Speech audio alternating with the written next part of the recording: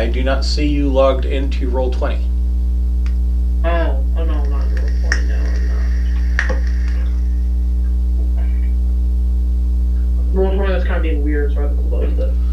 Yeah, Roll20's been weird for a lot of people. I had some... it wasn't just you last week. I had some issues with players in my Saturday afternoon game, too, where it was not showing the map and being all strange. I don't know if you guys saw, but like 3 of the big faces for D&D Beyond have basically quit this week. They're moving on to greener pastures, and I don't know. I mean, of course, D&D Beyond's like, oh no, nothing's going on, nothing to see here, and I'm like, yeah, bullshit. Major people don't all up and leave at the same time when there's quote-unquote nothing going on, and oh, it's just a coincidence. That's not how companies work. So, I don't know. I would not be surprised to hear, some kind of public posting from D&D Beyond in the next week or two. Oh, well, the company is going to be heading in a new direction and, trying to spin it as something good happening. Which, of course, means more revenue. Well, maybe. I mean... fees. Yeah. My buddy insists on buying everything on D&D Beyond because he doesn't, print is dead, and why would I want to carry around all those books? I'm like, well, yeah, but you realize that when that company goes tits up, you don't have any books. All of that goes with them when that company fails. So, and I've seen enough of the digital products over the years, especially for Dungeons and Dragons, go under, that there's no way that I would bother to do that. And I'm certainly not going to pay for the book twice. So it wouldn't be so bad if Roll20 charged a... how to say it? If they charged a moderate fee for their PDFs, or it's not even a PDF, it's digital on their database. But they don't. They charge practically the full price of a hardbound book. So, there's no way.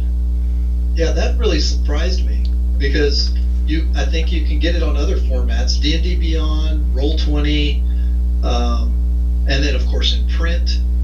And I'm not sure if there's other electronic formats. It's like going, my God, a book is $50 or so, and if you're using several electronic platforms, you spend $200 on a book. Right. Well, and the problem that I have, the biggest problem, so usually if you have a $50 or $60 book, the PDF usually for any game is going to cost you $25 to $30. That's reasonable. I'm not going to pay $49.99 for a digital book. And there's a number of reasons for that. Yes, all these arguments from these bleeding hearts on Twitter. Oh, well, the writers and the artists have to get paid. Yeah, they do. But you realize that the company is not paying a printing process. They are not paying for a bookbinding process. They're not paying for, an overland distribution process. They don't have to pay anybody to put these on shelves. There's a whole lot of money there that isn't being spent, and there's no reason that book should cost that much in digital format. So I'm just not going to support that kind of... Well, and not only that, but there's a lot of companies, 2 of them right off the top of my head is Chaosium, who makes 7th edition Call of Cthulhu, and the other one being Mongoose, that makes 2nd edition Traveler. Both of those companies, if you buy the hardbound book, they give you the PDF for free. So... And the argument about people needing to get paid is, people do need to get paid for their time so that they can buy food. Right. But they choose what to do. And when you're competing in an environment where you have fanboys and people that will do this for free, right, your work isn't going to get reimbursed a whole and it's not going to get easier, that's for sure. And a lot of these writers and artists, they were paid either at the time of publishing, which is a crap way, don't ever sign that contract, or they were paid before if it was from a reputable company. It's not like they're drawing a dividend every time somebody buys a book. That doesn't happen. So these artists and writers, they already got paid. So there's no way. I'm not going to give the company more money than the product is worth simply because they want to sell it to me twice. That's absurd. The only legitimate argument that I get is that you are, through all this money that's flowing is going to some place that's keeping it alive via new content or true new ideas or something like that. But there's not the artists have to get paid and writers get, nope, it's going to the company, and the company is, making their money and paying their shareholders or whoever, and and it's not like, if they're good, they're promoting the product, and your game will stay alive. well, I mean, it's not like Hasbro and Wizards of the Coast are hurting for cash.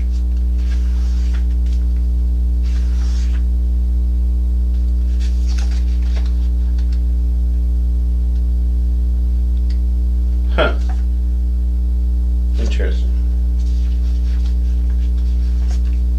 Oh, that's okay. So, now that everybody is here except for Liam, and we will add him as we go if he's not being a jerk face. Yeah, don't wait on him.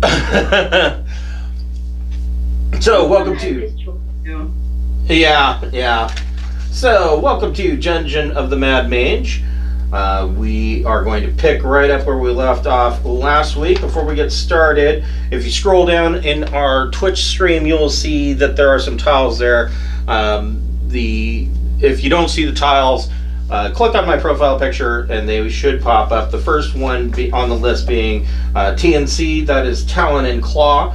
They make beautiful wood products for your tabletop role-playing games, such as wooden DM screens, dice trays. They have a new dice tray out that actually holds there's a segmented section that will hold the Council of Seven dice vault. So that's pretty cool. They have a full line of drink coasters, just an unbelievable amount of things. And all of it is customizable. They can do custom engraving and custom printing on it, and it's fabulous work. So definitely check them out. We also have on the list the Speechless Bard. She makes handcrafted leather items, hand-painted, hand-stitched, the whole 9 yards. She has covers for your core rule books. She has a full line of leather dice bracelets.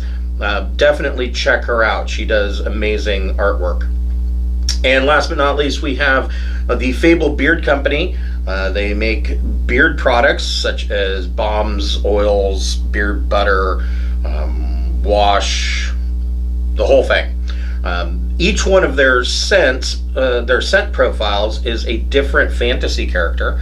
Right now, I'm still working my way through my stash of holiday scented items. So right now, I am wearing the Gingerbread Man beard balm, yes, which smells like cinnamon and freshly baked gingerbread cookies. So definitely check them out. They frequently have sales. I don't think they're having one this weekend, but you'll want to keep an eye on them. They frequently have 10% off sales and things like that, so check them out. Where we left off last week, you guys had traveled back to Troll Skull Manor, and you were planning your grand ball as the maiden flight of the airship. I don't know if anybody's got any ideas for the ball or who's on the invite list. We do know that obviously Laryl Silverhand is on the invite list and has said that she would attend. Beyond that, I don't know if you were going to invite anybody else.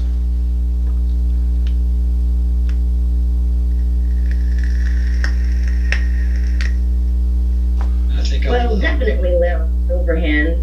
And we've done some favors for people around town. Yes. As I recall, the City Watch owes us a favor. And also, what is it? The Alliance, Business Alliance or something like that, the Lord's Alliance. Lord's Alliance, yeah. Yeah, we did them some favors too. So I reckon we should probably invite all kinds of nobles and higher ups from, kind of the connections and stuff that we've made in the City Watch and the Lord's Alliance and all that good jazz. So interestingly enough, the captain of the City Watch that you did the quest to retrieve the runestone fragment for, Jalister Silvermane, is also your contact for the Lord's Alliance. But you're right, you do have some other individuals. There is Savra Bellabronta, who is the contact for the Order of the Gauntlet. You know that Mert the Moneylender is a member of the Harpers. Oh yeah, Mert should totally be invited. There's Vajra Safar, who is the contact. She is the Black Staff of Waterdeep and is the contact for Force Grey. I don't think you had much to do with the Emerald Enclave, since you don't have any druids or rangers. Well, who did we do the Braxicard Blister quests for? Ah, yes. That was for Crazy old lady's nephew. We could invite him. Yeah, you could invite her too.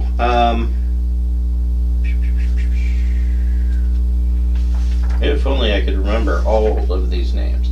So that was for Lady Wyland. So many notes.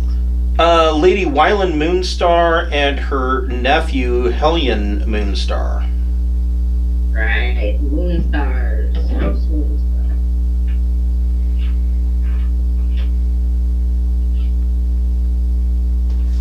I mean, you could probably score an invite for Volo. Naturally. The walking mustache.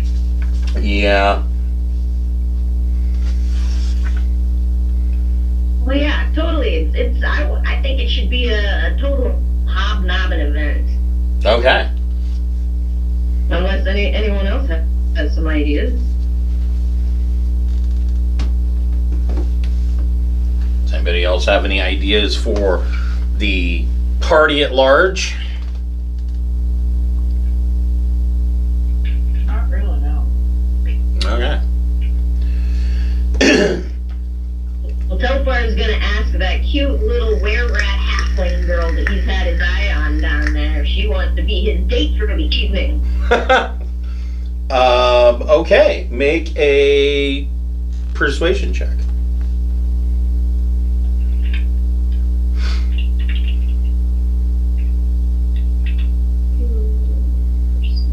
And because you're Telfar, will allow you to make that at advantage.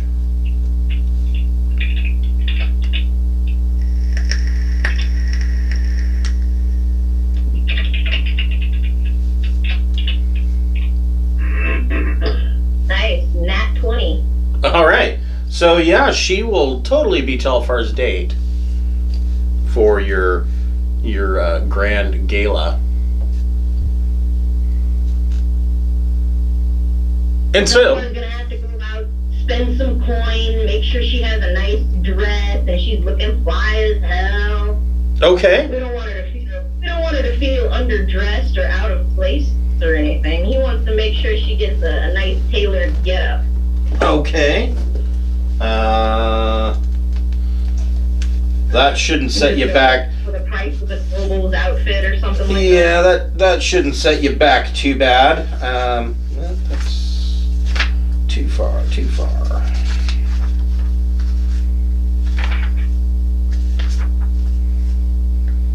So let's see here. A set of fine clothes would run 15 gold pieces. And That would make her appropriate. excellent.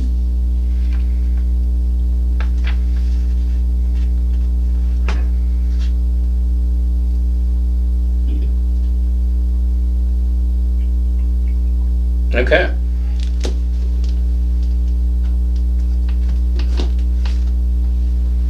So,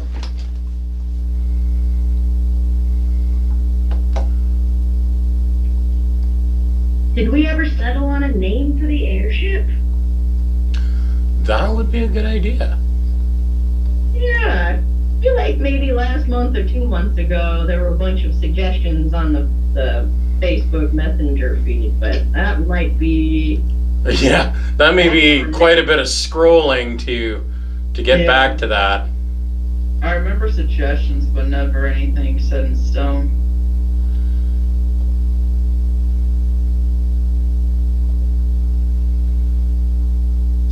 Well, if I find them, I will post them in the Roll20 chat. Okay. I'm just setting this up here.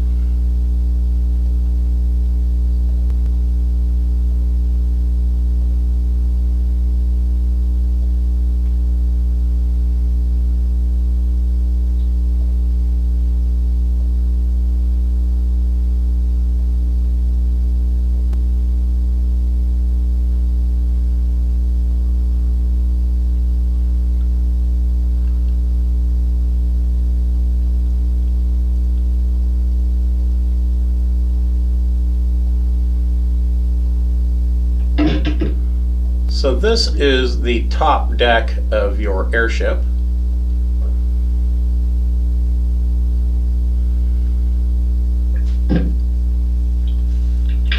And this hatch this trapdoor hatch will open, and there's a staircase that goes down to the next level. But I would assume, actually, that you guys would want to do a grand introduction on the top deck as it is taking off, so that you can see the city of Waterdeep in all of its glory from the sky above. Maybe Telfar wants to give a speech. We have to get like a bottle of champagne and break it on the hull of the ship. Yeah. I like the propeller. Yes.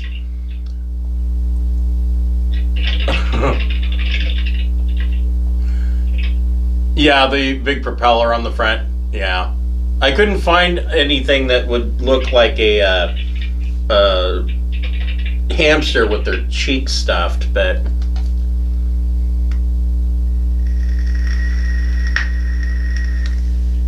I found all of the names that we brainstormed and put them in the Roll20 chat. nice.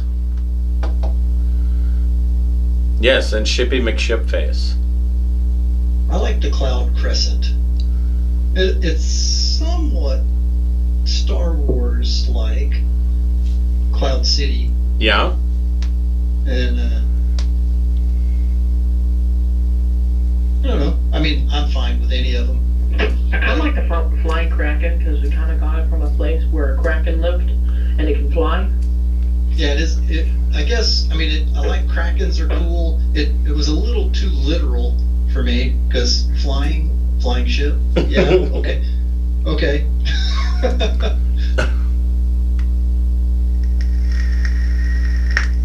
Cloud Kraken.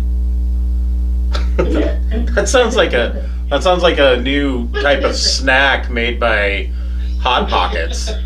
That's true. Snackin' crisps. Snacking crisps. How would eat them? Snacking crisps? They sound good. So, you have a number of people that have been hired to be stewards aboard the ship. Waiters and waitresses, bartenders, things like that, to wait on the large crowd of people that have come in. Most of these people, this is going to be a one-time gig for them. You're not expecting to have the need for that many stewards, on a full-time basis. Generally, the staff of the ship would be at half of what it is for tonight's event, but they are all here wearing crisp black and white tuxedos, serving the guests, wandering around the top deck with trays of champagne, things like that, or trays of hors d'oeuvres. Now, Chris, how unusual is it to have a flying ship? Not that unusual. So far to the south, there is a country called Halrua, and Halrua is really known for their airships. They have basically the magical technology left over from the fall of the Nefarious Empire, and so they are well known for their airships. So airships aren't traditionally, they're not rare. I take that back. They're rare, but they're not unheard of. Most people in Waterdeep have either they know of them or have seen them at some point. They're not a frequent sight over Waterdeep. So yours, I believe, possibly might be the second airship in all of Waterdeep that I can think of off the top of my head in current generation. So, and another silly, this is a game, so it's a silly question, but what are the running costs of a ship? Are we consuming resources to fly? Are we just paying labor? What's our... We have to feed it diamonds? No. So basically, the airship, it's still using the same engine or the same steam engine that it was using previously. And basically, the way this thing works is that there is a trapped water elemental in the engine that part of it is boiled off, and that feeds the energy to the ship, and that is what allows it to fly. And in the dirigible that is actually tied by ropes above it, up here, there is there's like a trapped air elemental in there. So it is all magically run by elementals, and there's really no running cost as far as fuel goes. Are the critters sentient? Are these elementals sentient?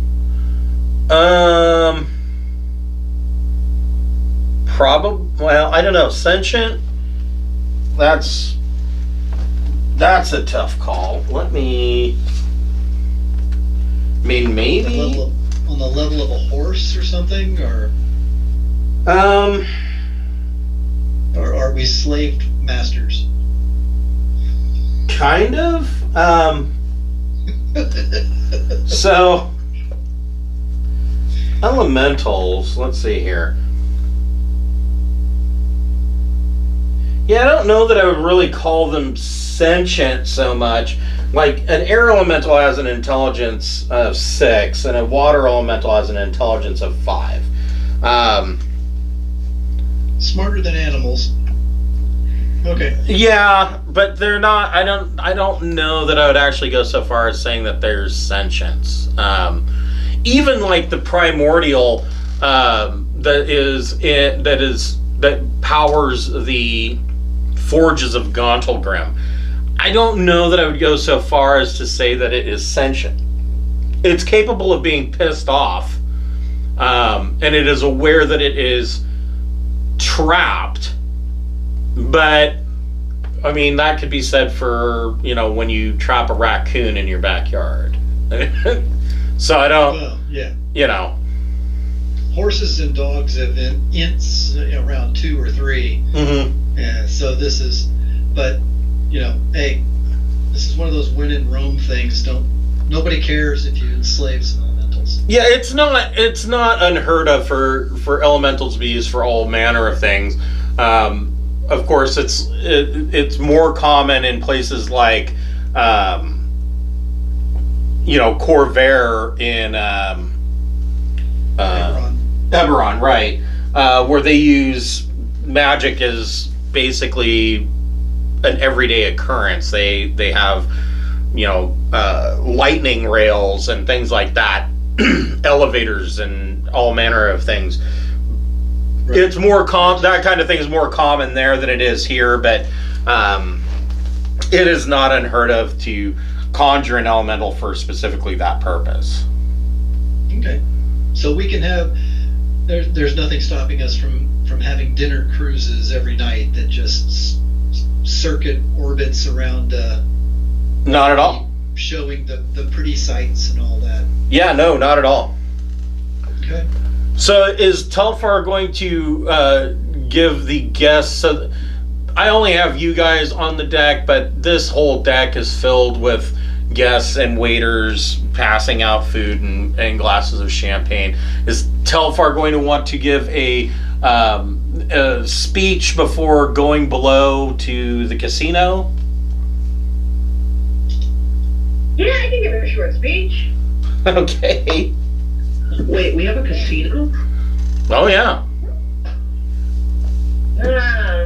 Lords and ladies, gentlefolk all, welcome, my esteemed companions, to, I don't know, what do we call it? Cloud Crescent. I like that in character, too. Yeah. Just like, looking back like, I don't know, what do we call it? Oh, yeah. I bid you all come, eat, drink, enjoy yourselves, dance the night away, and take in the delightful sight over our fair city of Waterdeep. We've spared no expense, I assure you, in renovating this airship with all of the modern conveniences to be found in our realm. Below decks, you'll find a casino, ample bed chambers, dance floors, and the finest food and drink served this side of the Great Ocean. That's the stretch. I'm embellishing. It's called embellishing. They're okay at best. This is advertising. Yeah, I mean, all advertising is propaganda. Just, hand you a ring of featherfall and toss you over. Yeah, well, I can summon a steed, so. I can say with honesty, friends and gentlefolk, that my comrades and I owe you all a great debt for helping us to establish ourselves as legitimate business folk here in your fine city. Allow us to take the night to show our appreciation and our admiration for Waterdeep's greatest leaders, economic leaders, and heroes, one and all. Please, without further ado, let the festivities begin.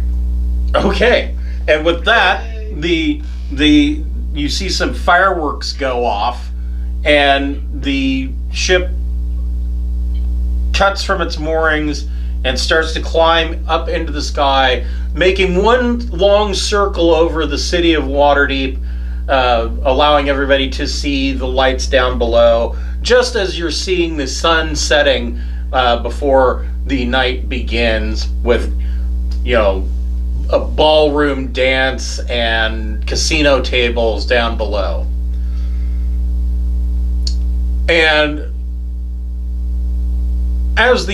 once they make their final turn over the city of Waterdeep, you see the ship starts to gently climb through the clouds, and you can see in the distance, out over the trackless sea, in the sky above the clouds, you see a number of Earthmotes in the distance.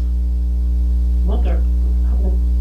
So What's an Earthmote? Earthmotes are island-sized chunks of land that, through some form of magical means, have been risen up and float in the sky. And you can see that there's one large Earthmote that's hanging there, and that there are 3 smaller Earthmotes, and they connect to the large one with long rope bridges. And are these Earthmotes known to be in the vicinity? Well, most Earthmotes fell to the earth, or fell down to the realms during the spell plague around 1358. But not all of them. There are still a number of them. And they are known to exist. I mean, they're essentially like ships in the sky, except they're cities in the sky, right? And not necessarily cities, but for the most part, they are, like I said, like islands. There are some that have been known in the past that they were built up by whatever means. There might be a castle or some kind of large lair there, but I wouldn't necessarily say cities. Back in the time of the Nefarious Empire, there were Earthmotes that had entire cities on them, but for the most part, they're not necessarily like that now. So, okay, so Aaron, I'm just gonna assume that Aaron sees this and is concerned to find out if these are tracked and known to be in this area, or if we've got a lot of VIPs on this ship, or if this is a unexpected thing that we need to get the VIPs off of this ship before we haul them into danger. It's not. We've got an invading Earthmote. It's not. It doesn't seem to be moving. That some of the Earthmotes might make move in like a pattern. But this one, most of them don't. They're just there. There's nothing really that you can tell is any kind of threat at the moment. Like I said, I would say Earthmotes are more common than there are airships. So yeah, I'll check with Quill or somebody and say, were these Earthmotes known to be in this area? Because here we are flying with a lot of important people on this ship, and did not expect to see anything. Like if I saw a dragon, boy, we're dropping down immediately. And now I see these giant Earthmotes, these things that are huge and obviously populated or engineered somehow, if they're derelict. This is screaming adventure, and we've got a lot of wealthy people on board that are not adventurers that we need to get off this ship if this is going to suck us into something. Well, Quill tells you that historically speaking, nobody's really mapped out where all the Earthmotes are. Nobody tracks them. Nobody really tracks them or has mapped out where they are or what their movement patterns are, if they have a movement pattern. But there are a couple of Earthmotes, over the trackless sea near Waterdeep that are known. Well, so I will ask quietly for the captain to maneuver the ship to where we are putting some distance between us and the Earthmotes. Okay. And if the Earthmotes start to approach us, we're to head back to Troll Skull and land earlier than planned. Okay. All right. I wonder if would it be like living on the Earthmote? Yeah, That would be very I just don't want to. I just don't want these guys to heap blame on us for somebody's death We should because have had them sign a waiver or something. yeah. Well, this is like the inaugural trip. We don't need to be known as the Titanic of Waterdeep.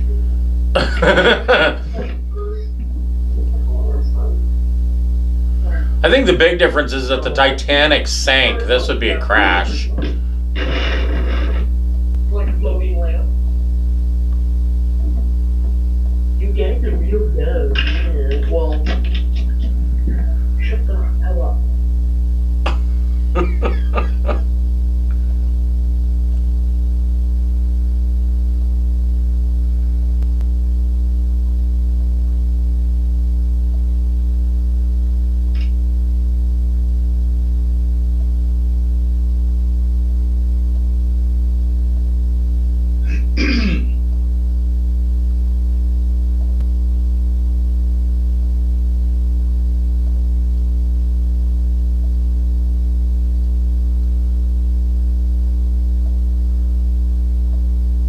So what is this in the aft?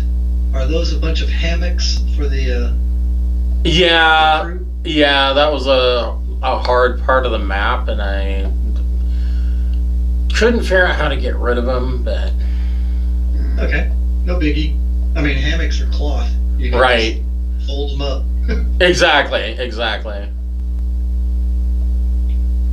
So this is the casino level directly below the top deck.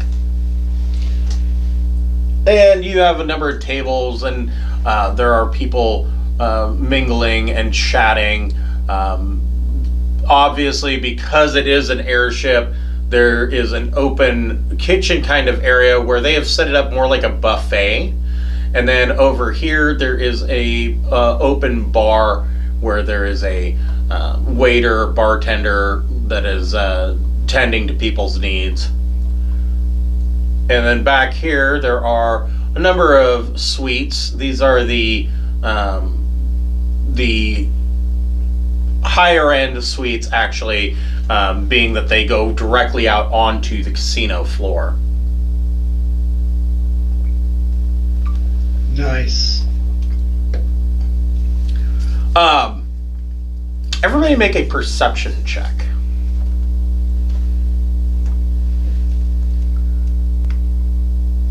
$27 for Aaron. Okay.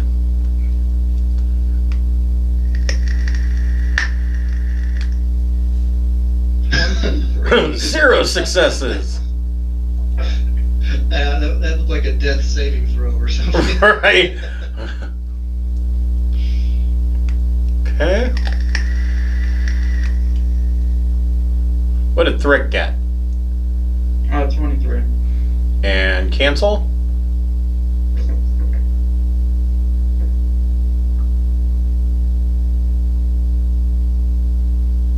Cancel, are you muted? 15. Okay. And where did Shamish go? Okay. Evidently we lost Anthony again. So yeah, more than half of you got your roll. So you guys mingling around after about a couple of hours. People are enjoying themselves. Telfar, you are engaged in conversation with Laryl Silverhand and Mert the Moneylender. And out of the corner of your eye, you can see that some of the waiters and waitresses have gathered back towards the buffet tables and seem to be whispering to one another. And Aaron, you can notice that there's a bit of strange activity as well among the waitstaff. Well, I will make my way over to that area inconspicuously and ask. So, what's up? Why aren't you guys out taking care of the customers? So as you make your way through the throng of people on the floor, you see that the wait staff that were gathered, they reach under the cupboard and start arming themselves with cutlasses and sabers. Oh crap! So are these wait staff people that I know? These appear to be the temps that were hired for this event. I mean, you guys didn't really have a whole lot of chance to actually sit and interview a whole lot of people, especially for the cruise. Well, so far, since he's talking to Laryl Silverhand and Mert the Moneylender, he's been talking to them for a good 10 minutes, I assume? Oh, probably at least, yeah. Well, Telfar's going to rub his little left ear lucky snake charm and suggest to them both that they come admire the very nice accommodations back this way. Okay. It would be a shame for you to miss it. Please do come along. I would love to show you how we've decorated the place. And as soon as Aaron sees the grabbing of weapons that have been stashed down there, he's going to yell very loudly, "Attention everyone! Up on the main deck, we have a real treat for you. If you'll move up to the top, you can see we've got a close approach to Earthmotes up in the sky. It's a rare event. Everyone, you don't want to pass this up. Head on up to the top." And as I'm yelling and drawing attention to myself, I continue to just shuffle over towards the area where they're serving. Okay. Where the wait staff is. Just a minute. Let me get the rest of these guys up here.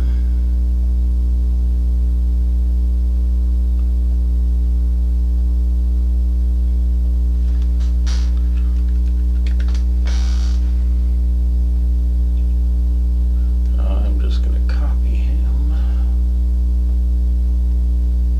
Where's Quill when you need him? Damn it. Force wall right across the front there.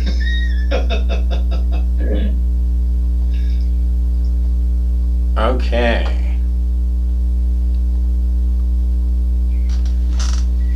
Are you trying to tell me that security was not part of our staff? Or are some of these members part of the security staff? So these are part of the security staff. Security staff. We're going to be firing some people after this is all over, that's for sure. Never using that temp service again. That'll teach us not to role play hiring all these people. Right?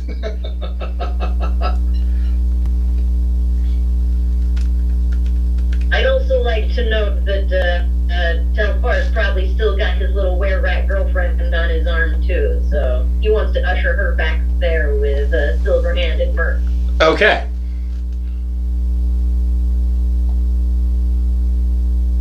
Okay. Everybody roll initiative.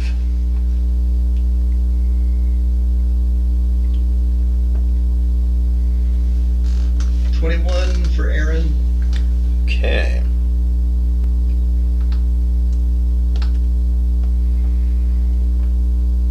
And Telfar, you got 23? Yep.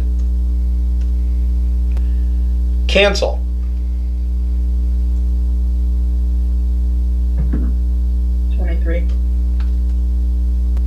And Thrick. 17. And Shamish. Can you hear me? Yes. Yeah. What I miss? What'd you get for your How to initiative? start a fight. I got a 24. Okay. All right. Hold on just a minute. I will be right back, and I will tell you exactly what's going on.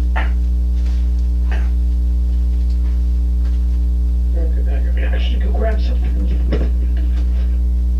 All right, Telfar. How did we screw this up?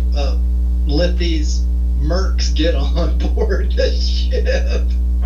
We didn't screw nothing up. Chris screwed it up. VIPs all over the ship. Our reputation on the line. Oh my God. Absolutely. I knew it was going to be a great idea to try to invite every important person in Waterdeep and get them all in one spot. That could never possibly go wrong. Where's our trusted security forces and all that, that you want to have? We are the trusted security force. Well, did we? We're the badass adventurers, right? Did we leave Shamish on the ground? Because if we didn't, we're doomed. The ship's gonna go down in flames.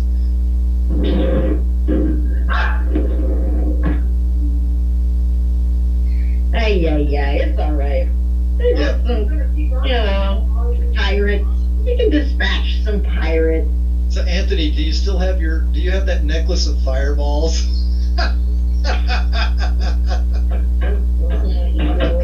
Hey, Telfar has one with one charge left. That's saving it for like a year and a half. I was saving it before this campaign started. Yeah, now would be a great time to use it. Uh-huh. Let's set fire to the ship. Wait, what are we talking about? I'm back again. I had to grab my stuff. Well, we're gonna get in a fight while we're flying above Waterdeep with all the VIPs that we could convince to come with us, and so we were talking about how what we need to do now is burn the ship down. Oh. So how many XP do we get for like killing the governor of Waterdeep? Probably like 2 levels. There we go. It's just We're almost 16, right?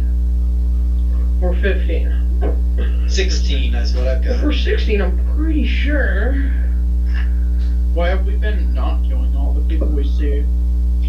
Yeah, that's a good point. Give us more XP. The whole reason that we go adventuring underground is because the bodies of the ones we kill are already buried.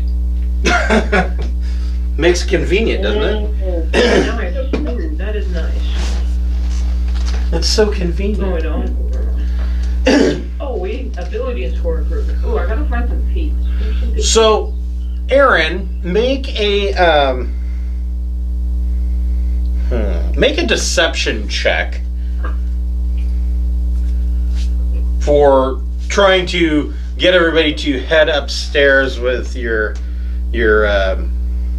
announcement. My performance, my lies. Yes. Deception was a 25. That's pretty good. So, all of these people are making their way up the stairs towards the trap door at the top. And Telfar, what were you telling people to go to the back for?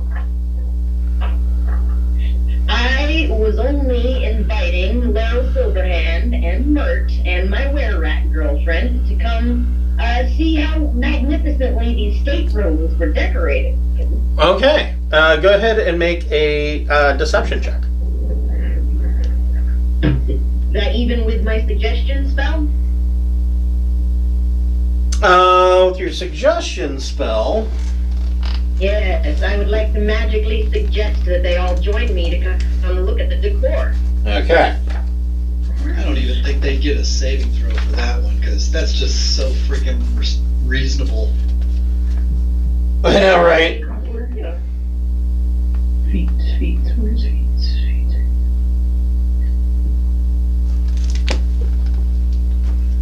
Okay. There it is.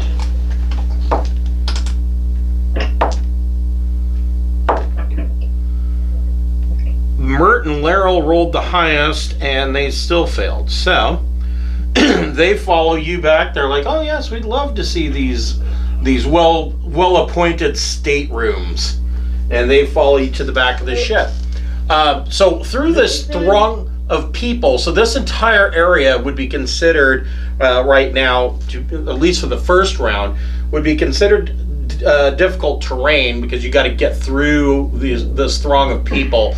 Shamish, you can see that there are a number of waiters and a waitress and a bartender that are now armed with rapiers and daggers. What would you like to do? Okay. So I'm over. Where's my mouse? You're right here. They are up here. To the one of these. This one. Well, wait. Or this one. Yeah, they're gonna be like level 3 Earthmotes. It won't be that hard. Oh. I feel like you're tricking me. What's your speed? 30. So you'll be able to go 15 feet. Yeah, you could As get. a regular move.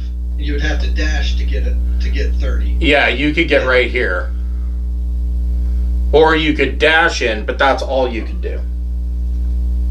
Wait, is our movement halved? Yes. It's difficult terrain. And Oh. you don't see it, but the reason it's difficult terrain is because there are VIP bodies everywhere, shuffling up and down the stairs and stuff. Yeah, there are throngs of people in here. Yeah, so you definitely want to. You see the look in Aaron's eye, and he's saying, "You better dash and get your butt over here, and keep the waitstaff from moving past us." Well, can I even hit any of them if I move 15? No, I don't think so. No. You wouldn't be in range.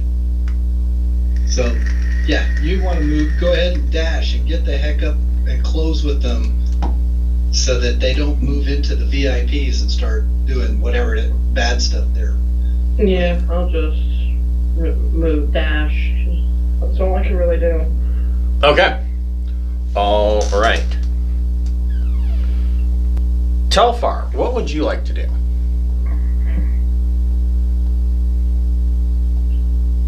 Well, are Frick and Cancel doing anything? Do you want Cancel to go before you? That would be all right with me. I'm formulating a plan. Okay. So, Cancel, what would you like to do?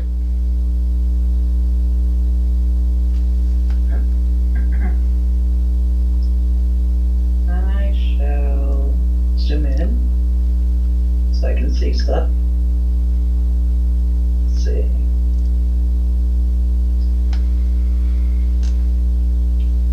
I guess Fireball. That's not a bad idea now I mention it. Yeah, I don't know if you heard Chris, but we were debating over whether we would get lots and lots of XP for crashing this ship with all the VIPs on board. No. I think they would just put big targets on our head. We just have to go live down in the basement of Undermountain forever. Troll Skull Manor, but underground. Go find Alistair Blackcloak or whatever and tell him, man, your security is abysmal. How about we serve you and make sure nobody gets close to you from now on? Well, I mean, we can't even protect our own ship to start with as well, so I doubt he wouldn't even trust us. Meliad.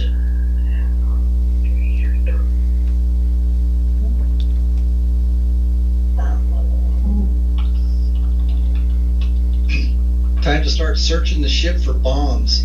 I've seen this movie. Or maybe snakes. I was gonna say you might want to search the ship for Yon T. Maybe there's some snakes on this plane. No.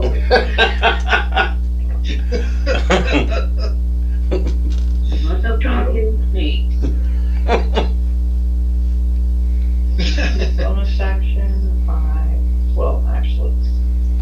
Is this area is like level-ish, right? Like we can see it through it.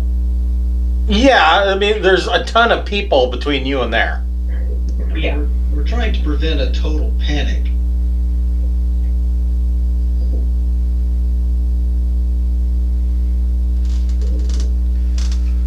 All right. I'm going to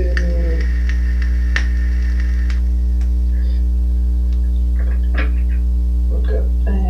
Yeah, I am just gonna look up feeds because there are not many feeds in this book. There are many more in Tasha's. Feeds.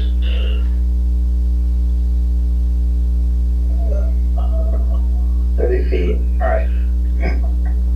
There's this generic feat that I thought was kind of interesting. It was, let's see.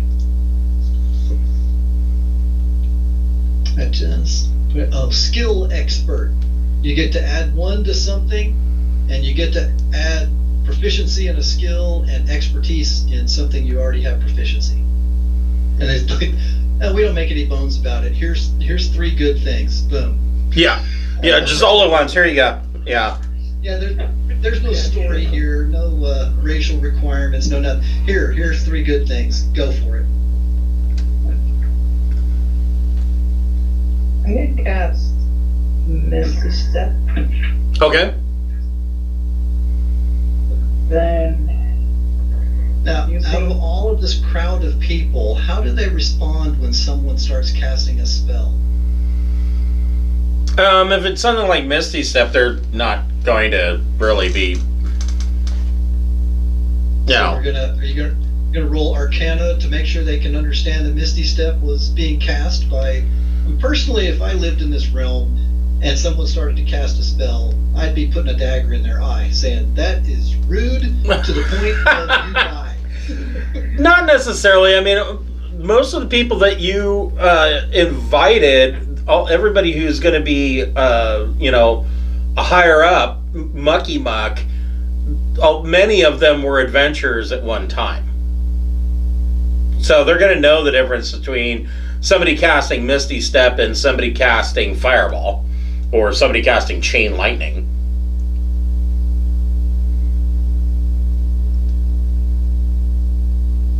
Kind of nurse the point of the subtle spell for sorcerers. That's true. Speaking of subtle spell, I'm going to use my action and use my 2 itty bitty sorcery points Okay. to subtle spell. Where was it? Oh yeah, Steal and Strike. Oh shit. Okay.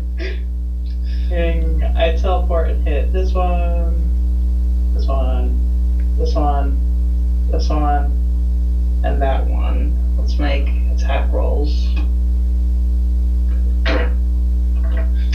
So you're attacking 4 of them?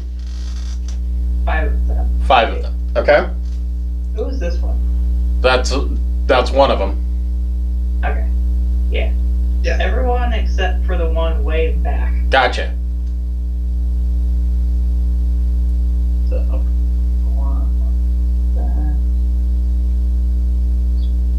You flourish the weapon used in casting. but not if you subtle cast it. That's true. I guess, yeah. Now you can subtly stab them in the back or something. Yeah. I'm just popping all over the place. Oh god, that one's really good too. I assume a 12 doesn't hit. No. That's one. About a 15. Yes, that hits. Okay. And then a 14. Yes. Absolutely. Just 18 plus whatever. Yes. And then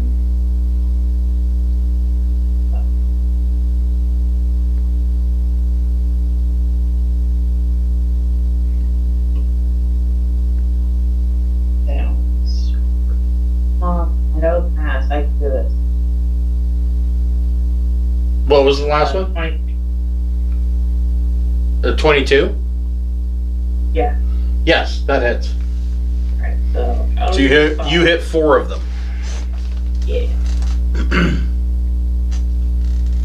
I'm going from front to like back. Right. Close to, so I would like miss this one and then hit the rest of them. Right.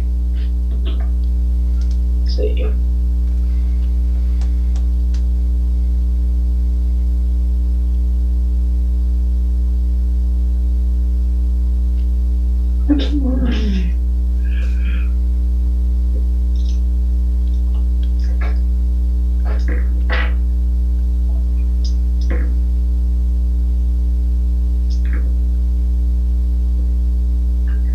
Alright, first one that I hit takes 28 points of force damage. Okay.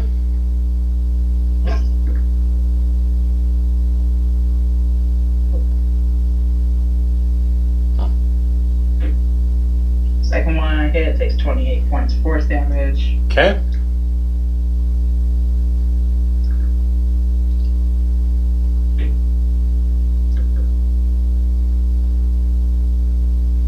The third one takes 42.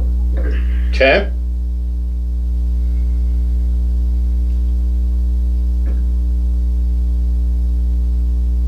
Dragonhide feet.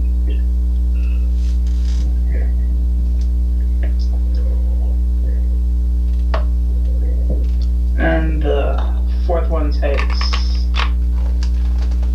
39. Okay. Not bad. And just standing like right here next to him. That happened fast enough that nobody noticed what just took place. Oh, And they made their check with advantage. The guests made their check with advantage and still failed. So, back to Telfar. What would you like to do? The farthest back large room, that's kind of a big stateroom, right? Yes. It's not like a multiple bunks kind of thing. No, it's a large stateroom. Excellent. Am I correct in assuming that these large staterooms might have a little mini bar or something inside them? Definitely. Well, then I would like to invite everyone to come on in and have a drink with me. Okay. And Telfar will uncork a very fancy crystal decanter and start pouring everyone a nice helping of wine. Or Okay. brandy or cordial or whatever the fuck's in it. Who cares? Yeah, you've got some elven wine and numerous brandies and a couple of whiskeys. A dwarvish fire wine. Telfar is going to, kind of attempt to get everyone a little more liquored up, and he makes a couple of toasts and thanks everyone profusely for everything they've done to help him over the, past few months, years, I don't know. Okay, so you're kind of keeping them out of harm's way. So you're just keeping them out of harm's way, right? For now. Okay. Then I was going to try my hand at, some clever seduction. Go ahead and what are you're trying to seduce your were-rat girlfriend? Is that? No, like all of them, orgy style. Like, Oh. It's a little hot in here. I could really. Oh my I'm gonna put my cap. Wow. And you're continuing to use the suggestion spell, is that? Yeah, I believe I have 3 or 4 charges per day. oh shit. Oh god, no. And I can definitely do like a persuasion check or something, or I don't know, raw charisma, I don't know. So Mert and Laryl Silverhand are like, we're not quite comfortable with that. And your were-rat girlfriend is like, I don't know you well enough to do that. She actually rolled the highest out of all of them. What? I don't even get a roll of my own? No, they have to beat the DC of your suggestion. I don't know what the suggestion DC is. I believe it's 15. Mm. So yeah, they're not down with those kinds of games. Yep. At least not yet. Not yet. Give them a little more booze. Well, I'm not trying to be like heavy-handed with it. No, it's definitely, I'm trying to be subtle here, I do want to, yeah. No, I gotcha. Slightly creepy, yes. But, I think Telfar is mostly kind of like grasping for straws and how can I fascinate these people and, kind of interest them in wanting to stay back here. I mean, what's more fascinating than an orgy? Right. That's what I thought. Plus, I didn't think you would expect me to try to get Laryl Silverhand and put the moneylender into an orgy. Yeah, no, Laryl Silverhand I kind of understand, but Mert, I don't know that anybody wants to see Mert the moneylender naked. Durnan can attest to that. He had to camp with him many times. Attraction for Telfar. He has ulterior motives. He just, it was the first thing that came to mind, and so he's rolling with it, like a halfling does. I gotcha. No, I get it. Aaron, what would you like to do?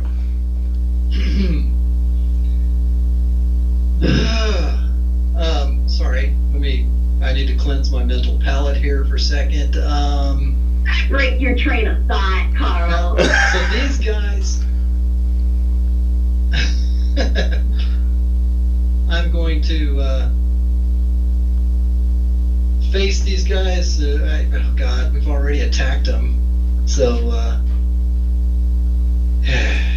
and this place is still crowded. I mean, 6 seconds isn't long enough to have the deck get cleared. Yeah, it's at 15 feet wide, the stairwell that goes up. It bottlenecks at the trap door at the top. So, Yeah. Good 2 rounds to get people out. It's going to take a while. Right. On the top. Okay. Well, are these guys doing what do I see behavior-wise from these people that have grabbed weapons? They are hostile. They are definitely hostile. I mean, are they facing me, or does it look like they're? I don't know if I can tell. Are they? This guy's facing you, and this guy's facing you.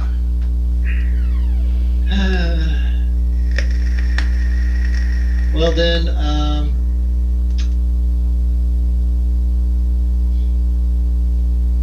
I say, gentlemen, we've to these guys said, we've got us an issue here, and you're not moving past me until we've dealt with it. So I will do. Let me see. I think I've got this ability. No, I don't. That's the problem when you got too many characters. I can't do command.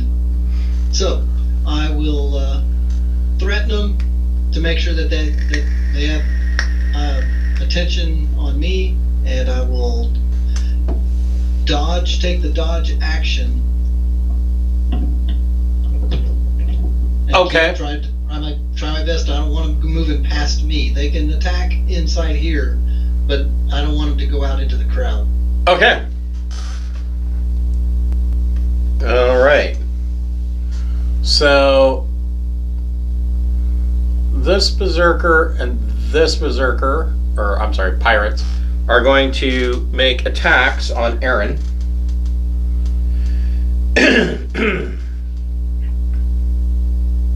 I don't have my shield out because that would be a party pooper thing, but with the dodge, that bumps it up to 25 is dodge plus 5. Yeah, they both miss you. I don't remember what the dodge gives you. I think it's 5. It. One of those rarely used combat maneuvers. No, it gives them disadvantage, which doesn't really matter because they both missed. Okay. So,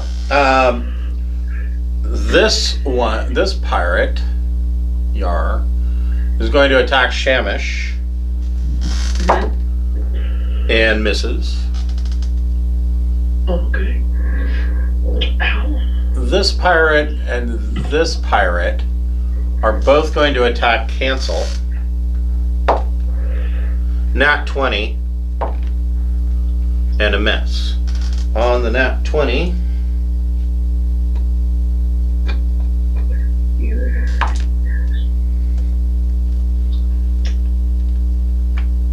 Hang on. 14 points of slashing damage, or I'm sorry, 14 points of piercing damage.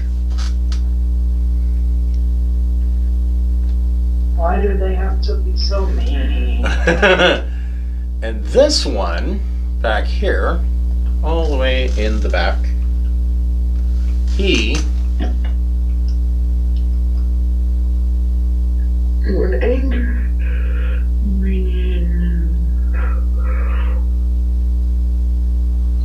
He jumps up on the buffet table and runs to the edge. And yells out that the ship is now under their control and orders everyone to stay put. And he only gets a 12 on his intimidation check, but the guests only got a 5. And so the crowd, there is a collective gasp that goes out amongst the crowd that is still remaining. The people on the stairs all start to rush towards the trap door up to the top deck. Thrick, what would you like to do?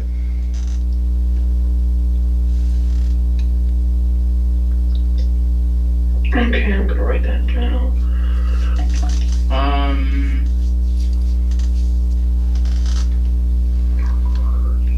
Let's see. That's a useful spell.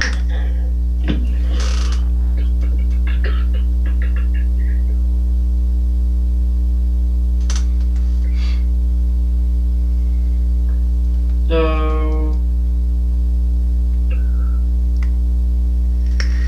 here we go. Back to that. I'm just gonna walk over here and use my sunlight to attack one of them. Okay, go for it. It doesn't really matter first. Do you want the guy on the right or the guy on the left? I'll take the guy on the left. Okay. 30 feet. Oh, wow, that's gonna be a lot. Does 22 hit? It does.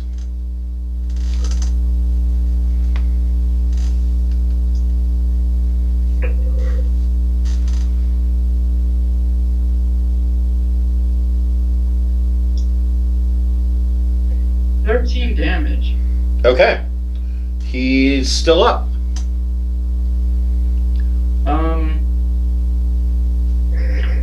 And as a bonus action, I will attack with my shield. Okay.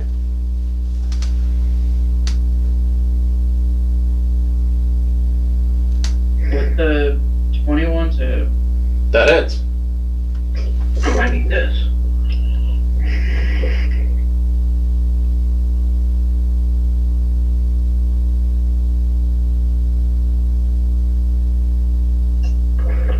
For 15 damage. Eesh. So you bash this guy and cave in his skull with your shield.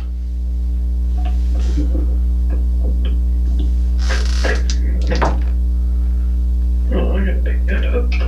And the crowd, rather than being aghast at what just happened, they let out a big cheer, and everybody starts clapping at your killing of this pirate.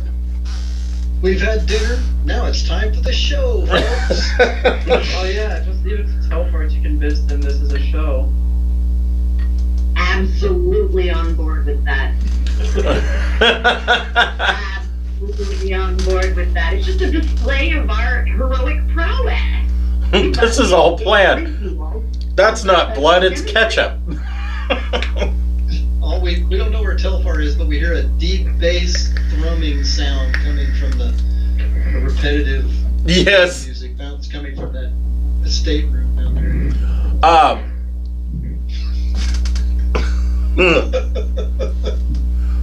Everybody make a perception check. Oh, except for Telfar.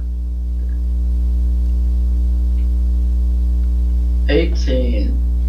23 for Aaron. And Shamish and Cancel. Oh yeah, I gotta roll. Was it perception? Yes. Clearly that these aren't the only ones here. 9. Yeah, you don't notice anything. Well, I'm fully aware that these aren't the only ones here if they think they've taken over the ship. Because this isn't enough to do it. Cancel, what'd you get? 7. Okay. So, Aaron and Thrick, you notice that suddenly you see a harpoon blow through the wall right here. And it's kind of sticking through the wall, and you see another one in the ceiling that has come down from the top deck up above. Shamish, you don't notice this. What would you like to do?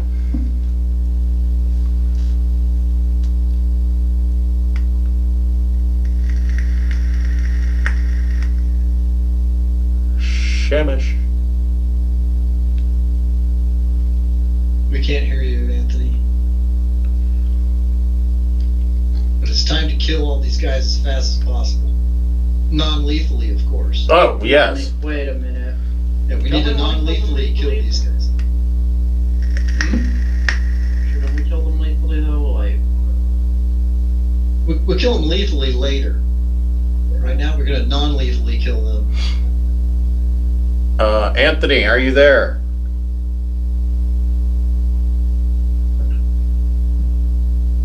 I guess not. Cancel. What would you like to do?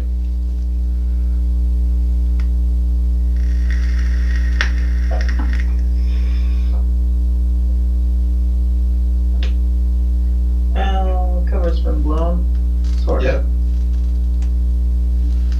My show.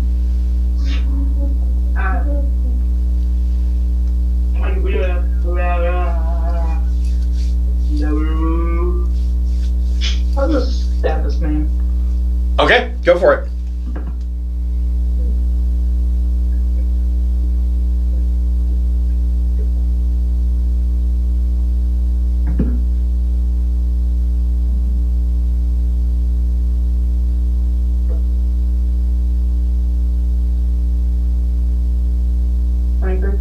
Yes.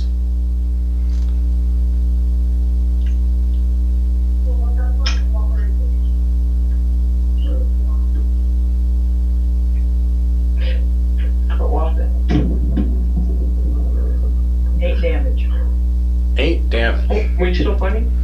Yeah, we're going to come back to you because you weren't here on your turn. So he takes 8 damage. Is there anything you wanted to do? Cancel with a bonus action or movement.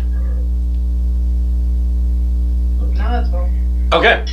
So Shamish, what would you like to do? Okay, so where are they? You have a guy right in front of you. Yep, you need to kill him. Right here? Yep. There's also one right there. Okay. Can I move right here, possibly? Yes. Yes, you could, because you're not leaving their threat area. Okay, so instead of a breath, I'm gonna do a roar. Because I just took the Dragon Fear feat, and anything within 30 feet to me has to make a DC 17 saving throw. What kind? Is it a wisdom save? So, Wisdom save, yeah. so is that against a fear effect? Yeah, fear.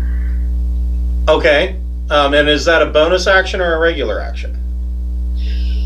I'm not sure. I didn't say anything about bonus action. Let me take a look. If frightened, take damage. So, that's in Claire's Handbook, right? No, that's in, I think it's in Xanathar's guide. Let's see. I was using the internet for it. Are you sure that's... Because I've never heard of this. Are you sure that that's not a... Yeah, no, it's on the official site. When I looked up feats, It's Dragon it's on Fear. D&D Beyond. Is that what you got? Dragon Fear. Yeah. Let's see. It's from Xanathar's Guide, page 74, and you get to bump your con or something. It depends. But you extend the use of a breath weapon to roar, forcing each creature of your choice within 30 feet of you to make a wisdom saving throw, which is DC 8, plus your proficiency bonus, plus your charisma modifier. So, yeah, so 17. Okay. A target automatically succeeds if it cannot hear or see you. And on a failed save, it becomes frightened for 1 minute. If it takes any damage, it can repeat the saving throw. Okay, gotcha. So... And plus, I have a thing, because with one of my, I think one of the path I chose as a paladin, anything within like 5 or 10 feet of me is completely frozen, cannot move if in fear. Excellent. Great combo. Nice choice, Anthony. So this would be your action. Oh, okay. Well, they're not moving anywhere, so. Nat 20 on their save. God! Rip. Oh, Hey, I have to say though, that was an all or nothing thing, because if they failed their saves, you would have shut down this area. Yeah, no, that was a really good idea. Okay. Is there anything you want to do with a bonus action? yeah, I'm a shield bash, one of them. The closest one I'm to. This one. Okay. Yeah. Bounce him off the wall. And I'll put a divine spine on it, Because you can do that, yes. yeah, because I can. I'm putting a level 3 on it, too.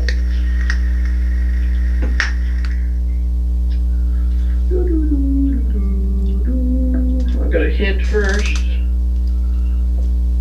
Oh yeah, that's hitting.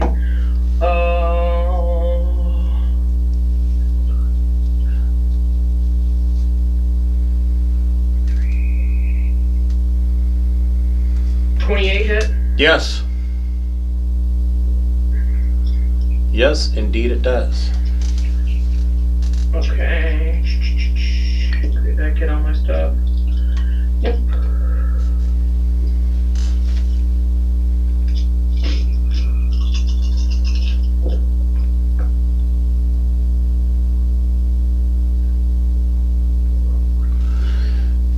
Okay, so 2, 3, 4, 5, 10.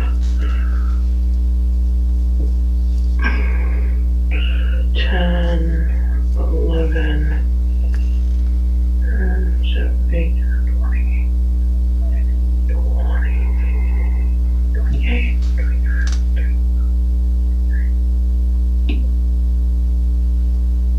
36.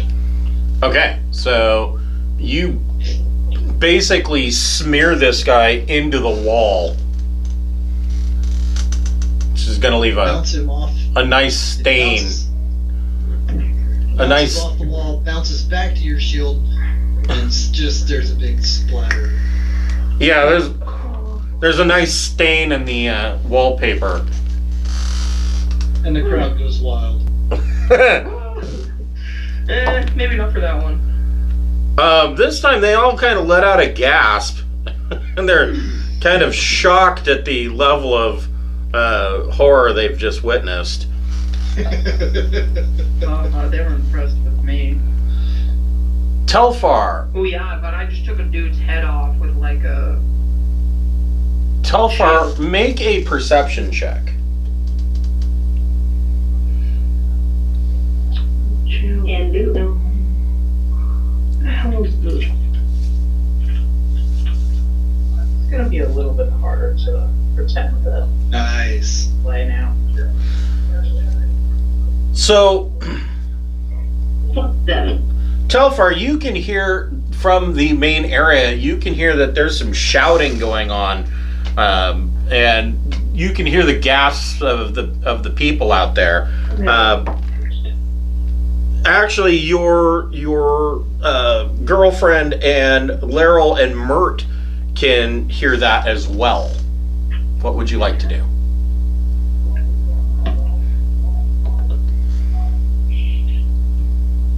Oh, I don't know. Telfar is gonna laugh really loud and stomp his boots on the ground in a little jig in an attempt to distract them and cover up the sound from outside. Oh boy. Who are you gonna believe? Me or your 10 years? Make a deception check. Well, Alright. actually, make a performance check, and depending on how you do with the performance check, it will give you a advantage or disadvantage on a deception check. So it'll be a task chain.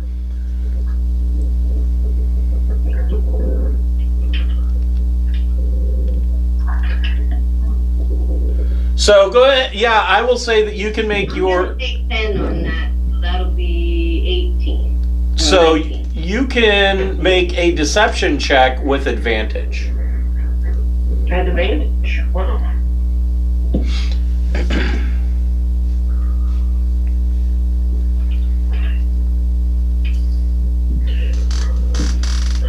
Well, that's right. I have a companion, but they don't exist right now.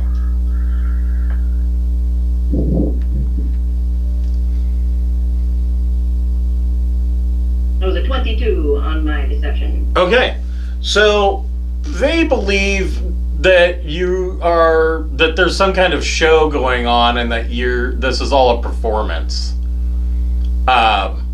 Is basically how that rounds out. Come, friends, don't be hasty. Have another glass of wine. Drink more. Aaron, what would you like to do?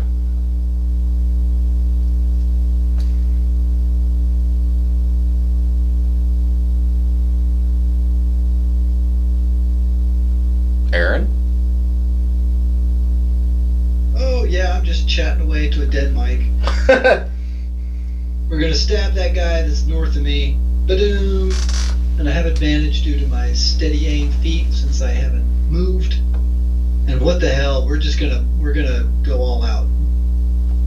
So 30 to hit. Yes, that definitely hits. He's gonna take 23 regular damage. Okay. Plus another 14 sneak damage. Yeah, so you stab this guy right through the kidneys, and he is done. And I will hold my ground so that if anybody tries to move past me within 5 feet, I can hit them. Okay. Anything with your bonus action? I think I'm fine. I like my position, and there's nobody really in range, so I've got this corner covered. They can't. This wall to the stairwell goes up to the ceiling, right? So this guy, yes, it does. This guy here is standing on the buffet table, I mean, Yeah. you could theoretically, if you used your bonus action to call on the power of Surtur, you could take a 5-foot step forward and attack him. He hasn't taken any damage at all. Yeah, that's true. So, yeah, if I can do that and still maintain my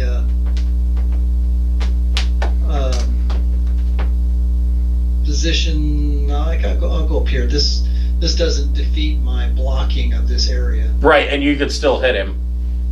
Okay. So, and this won't have any sneak, I don't believe, because of the... Right, you only get that once per turn. Yep, So, 24 to hit. that hit. And he's only... I can't put the cantrip on, so he takes 11. Okay, he takes 11 points. The pirates... let's see here. This pirate is going to attack Shamish.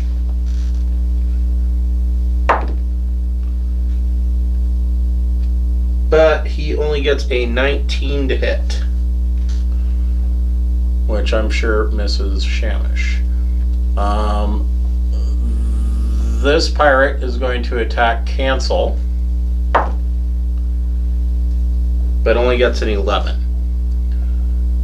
And this pirate is going to try to return the favor on Aaron,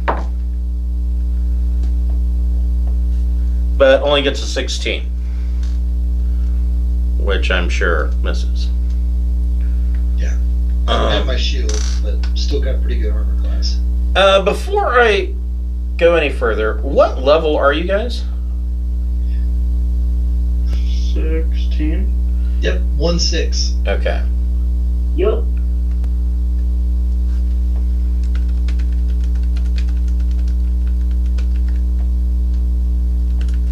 You have to scale the enemy up to our level. No. All of a sudden, they puff up and get bigger, like in Dragon Ball Z. Right.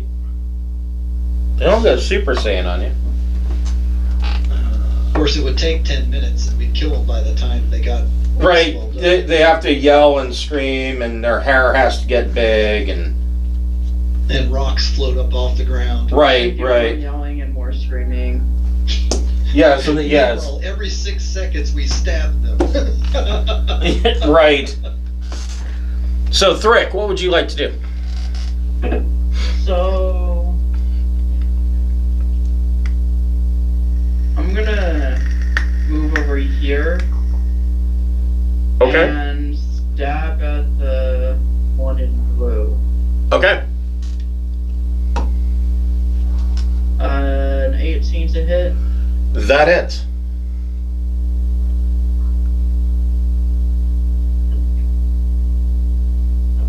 $26 damage. Okay, so you run through the pirate with your sun sword, or sunblade, and they die.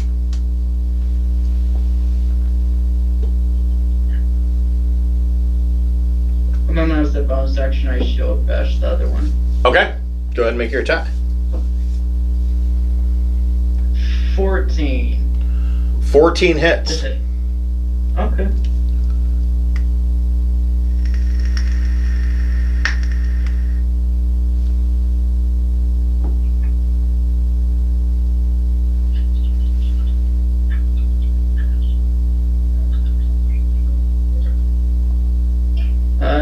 Damage. This one, you bash him and he goes down. Okay. Shamish, what would you like to do?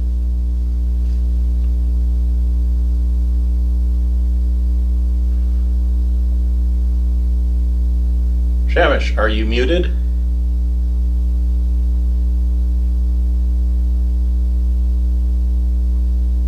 Yep. All right. Cancel. What would you like to do? Oh, no. Oh, are you here? Hello? Shamish, what would you like to do? Oh, you can hear me? Oh, thank God. I don't know, my mic, it says I'm mute in Skype, but I'm not. So I was like, I thought I left my mic on, but it just some reason it wasn't saying anything. Yeah, I'm gonna go attack this one if I can move that far. Yeah, you can do that. I'm gonna if there's more, then we can question them. But I kind of want to see if I can get this one though. Top. Nah, I'm just gonna kill him. That's always the best answer. Shoot first, ask questions later. Right. Nat 20. Nice. Double damage. Now that's my worst dice too. I don't know how that. Very strange. What am I doing again? Attacking. Yeah, that's right. This thing's weak, so I'm gonna hit him with a level 2. Okay. And I'm already gonna double damage that, so that's gonna probably kill him. So. Yeah, just on Divine Smite alone, that's 6d8.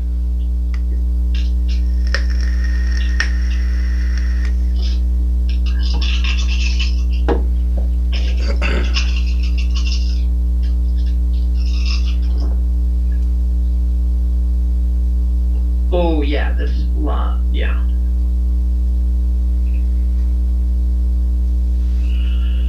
Two, 12. 40.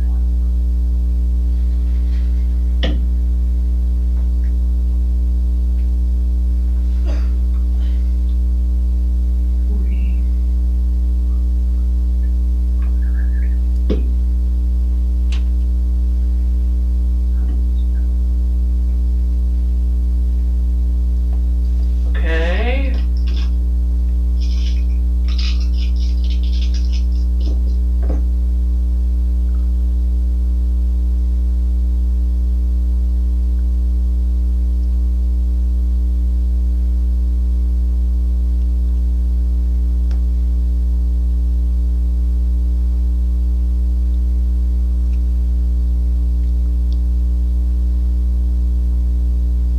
$83 damage. Jesus. Okay, so yeah, you bring your sword down and you end him. With the last one, dead, the crowd starts to clap, but you can hear that there are heavy boot steps up above, and you can feel that the airship is kind of rocking, like it's being tethered. Ah, shit. Yeah, and hey guys, there's harpoons sticking through the wall over there. Let's go check that out. That's what I best tethering it. Well, so what if we just remove that out of the wall? Kind of just like push it. Yeah, try pushing harpooniously. Oh, I'm pretty strong, and if we all try, we can probably get out the wall. I'm going up while Shamish tries to push on the harpoon. Okay. Yeah, you're not going to succeed by pushing on the harpoon.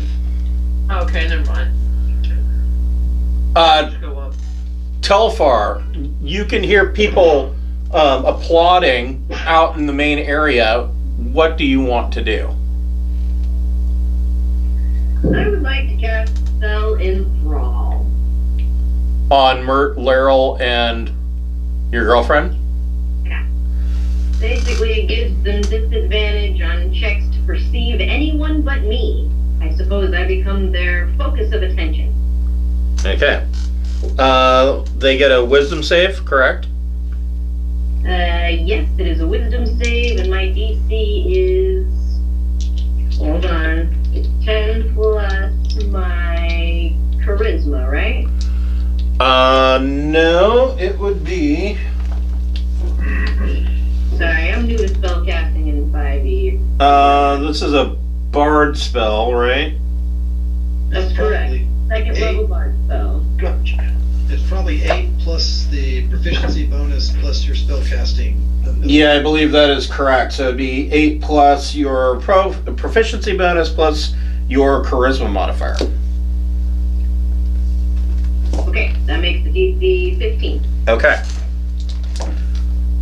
Laryl Silverhand gets a nat 20. Mert fails. And your girlfriend fails. So Mert and your girlfriend are completely enthralled by you. However, Laryl... Hold on just a second here. Let me double check something.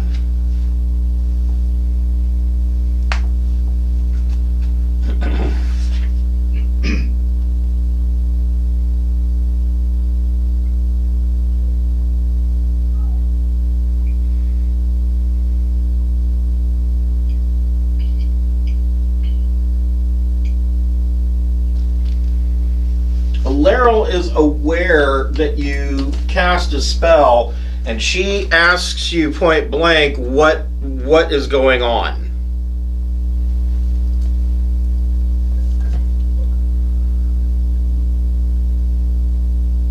So casting the spell was my main action, is that right? Correct. Well, you're out of combat. What's that? You're out of combat.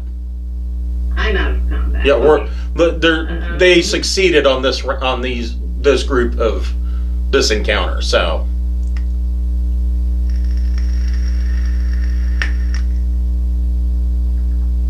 Mm-hmm. Yeah, she says, Telfar, you tried to cast a charm spell on me. What is the meaning of this? My lady, I assure you, I am merely doing nothing but trying to be the best and most entertaining host possible. Make a deception check at disadvantage.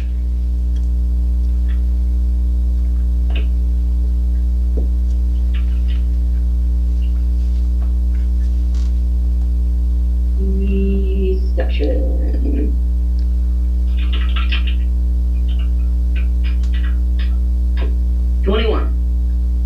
Okay, so she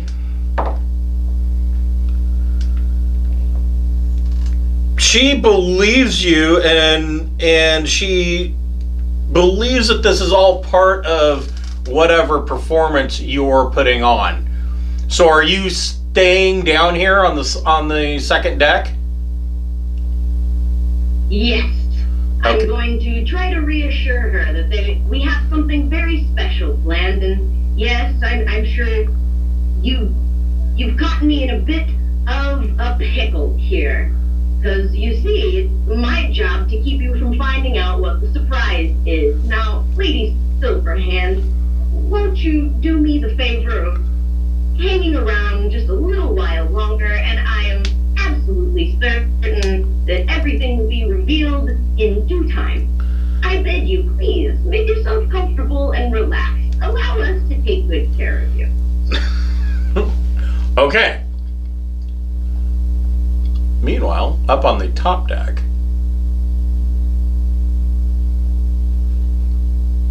so let's see here. Telfar is down below.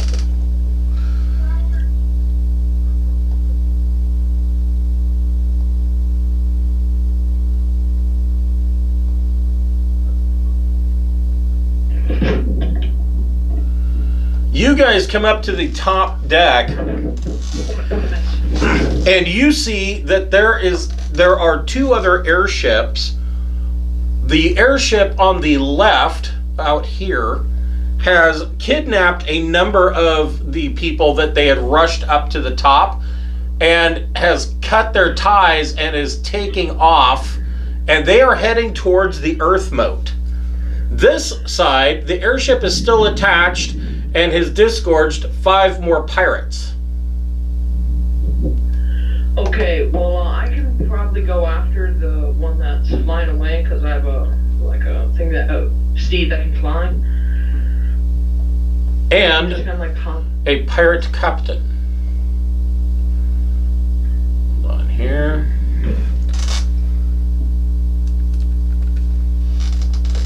So you want to summon your flying steed and follow the pirate ship that's heading towards the Earthmote? Yeah. Okay. Because I've had them in the back burner, just like, because I really have had no use to use them till now. That's true. The last time I used them, I think, was fighting that undead. I think it was. I'm not sure what Eagle we were. It was something that was levitating that you couldn't hit normally, so I hopped on that so I could hit it. It was undead. Was it a? Death, yeah, that's right. It was a death tyrant. All right. So everybody on the top deck, Aaron, Shamish, Cancel, and Thrick roll initiative. Oh yeah, roll initiative. 15. 26. Okay, hold on just a minute. I think you get your own session, Anthony.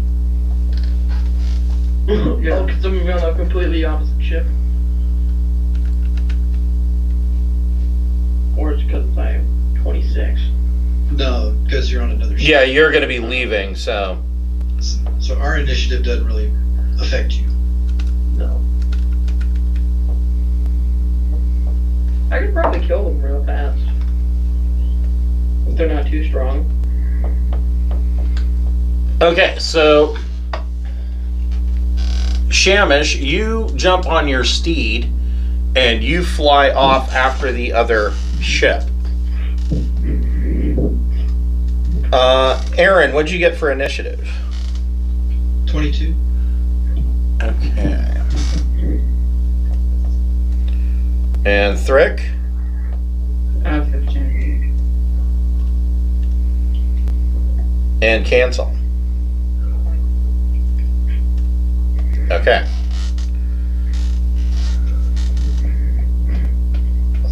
So, between Aaron and Cancel, which one of you wants to go first? You can go, Cancel. All right, Cancel. What would you like to do?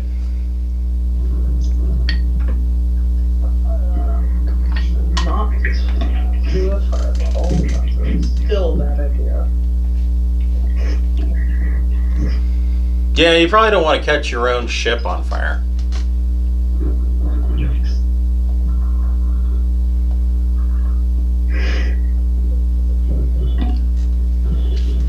Instead, I shall. Let's do some of this shit.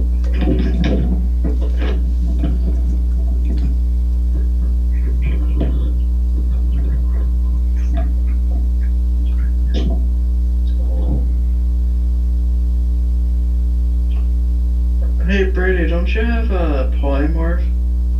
No. What? But you're a wizard. What is That was big. what's the combat environment like up here? Again, just completely covered with VIPs, or have they been? It's a lot more sparse because they loaded them onto the other airship. So if we did a fireball, we wouldn't be killing VIPs. No, but you would take the chance of damaging your own airship. Oh yeah, fireball is a bad idea, but I just was trying to make sure that there weren't invisible targets. Right.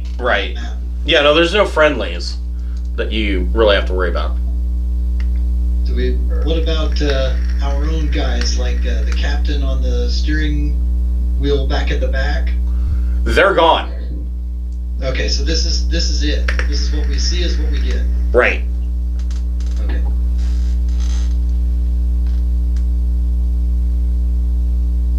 Okay, I'll just.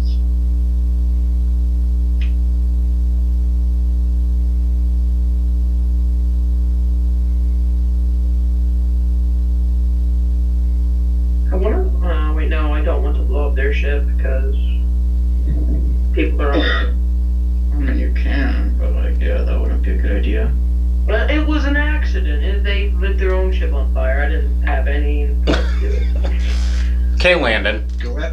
You're Yeah. bad. No, okay, that's a good one. Attack the ship. Oh, so they can't get any far. Yeah. Rip a hole in the top. Whatever. Well, it's still a ship, so like it can slowly float down. The dude that looks different. Okay, so what do you want to do to the captain? Firebolt. Okay, go and make your attack.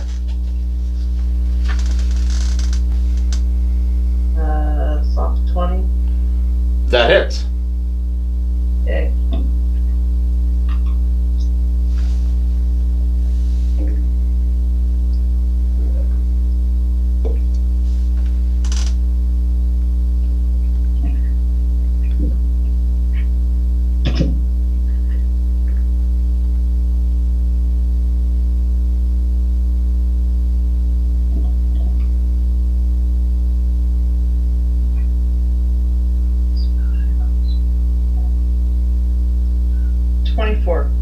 Okay.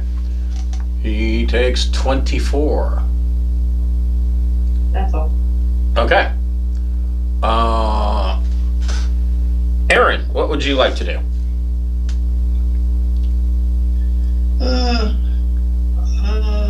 Let's see.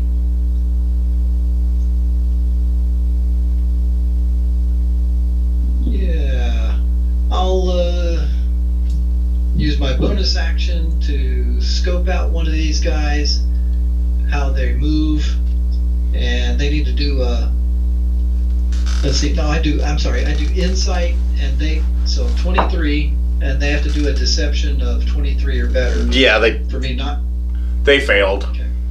Alright, so they're not fooling me on how they fight. No. And I shall close the distance. I'll come right up here and attack the one that's further away, that guy. Okay. And ba-doo. So let's see. I was checking. Yeah, that's right. I have advantage because of my bonus action, and so it's 27 to hit, and the damage is 19 with the booming blade. Okay. And he also loses, as soon as I can find where to click, another 29. Oof. So Well, the booming blade didn't matter because he dies a lot. okay, and that's it. Okay. The pirates. Let's see here. This pirate will move in and, well, if I can get him. Well, I guess that's as close as he can get. This pirate and this pirate will attack Aaron. This pirate. Yeah, why can't he?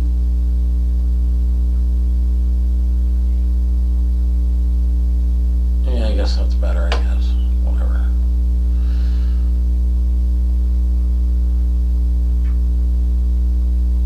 Okay. This pirate's like, yeah, no more of that spell casting crap. And just for shits and giggles. Perfect. This pirate is going to attack Thrick. Okay, so first pirates, the two pirates on Aaron. Nat 20 and a 21 to hit. Okay, the nat 20 needs to re-roll because I am freaking lucky. You can go ahead and roll the re-roll. Okay, let's see. Oh, he rolled a 7. Okay. Whatever modifiers. Does the 21 hit? No. Okay.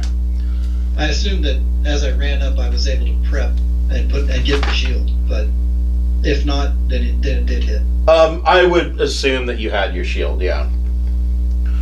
I'm lucky because I get to wear my armor because I have that cool disguise armor. Yes.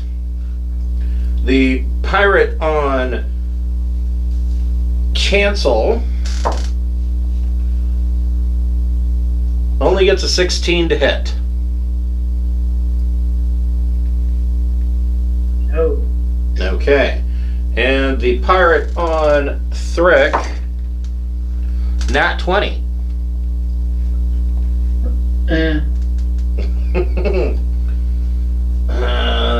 With his scimitar. For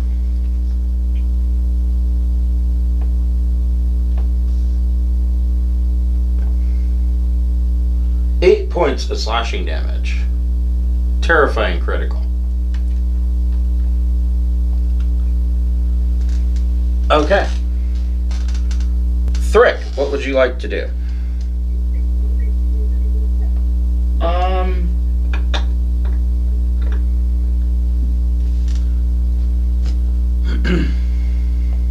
Let's see.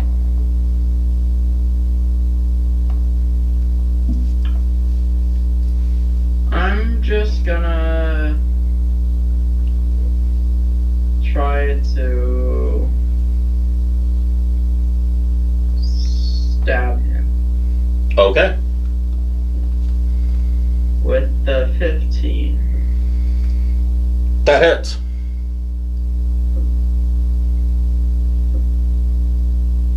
Aaron laughs at that stupid pirate who's letting a weak sauce mage stab him. 24 damage. Okay. This guy dies. He's like, oh, my pancreas! And he falls over. So lame. Yeah, right? Anything with a bonus action or your movement? I'm gonna move over here Okay. and use my bonus action to shield bash. Okay. Go for it. 22 to hit. That hits.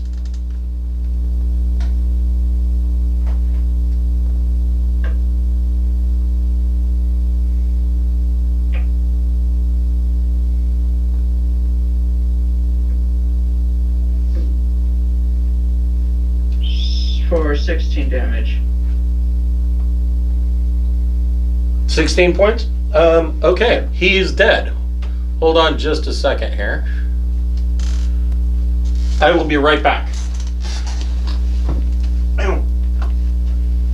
Now, we also have to hurry up and get on their ship. Well, I mean, technically, from a legal perspective, we're not liable when they're off of our ship. Oh yeah, true. But like for a reputation,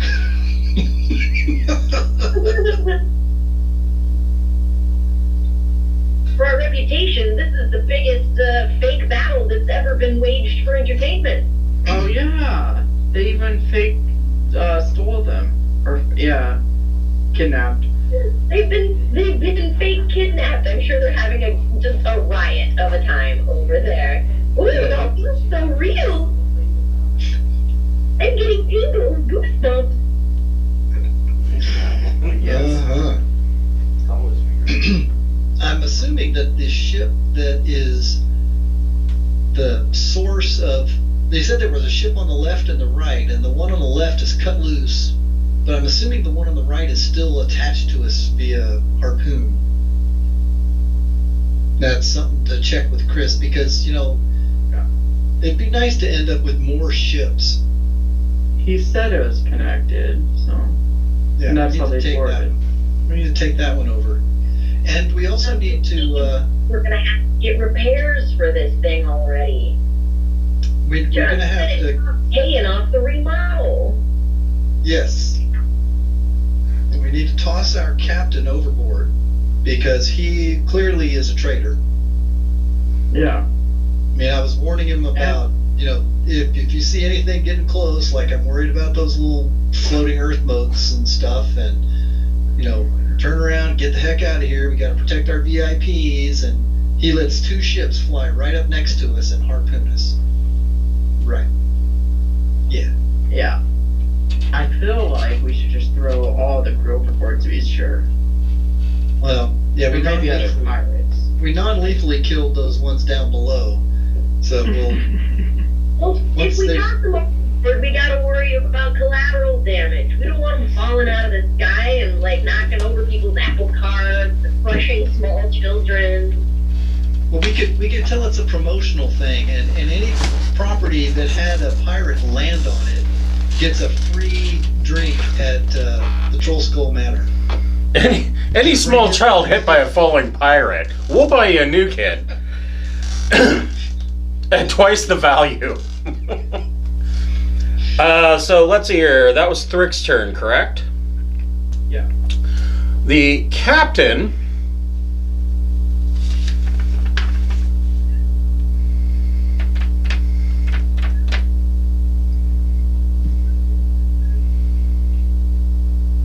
Weak sauce.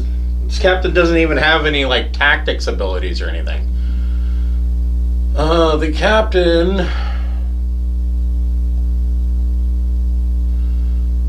is gonna go over here and try to deal with Aaron. He gets to make 2 attacks. That's why he's the captain.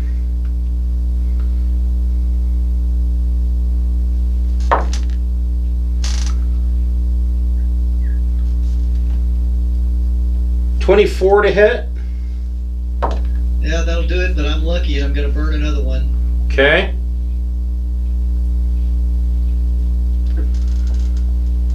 Oh, and I roll. That's right. Right. I forgot.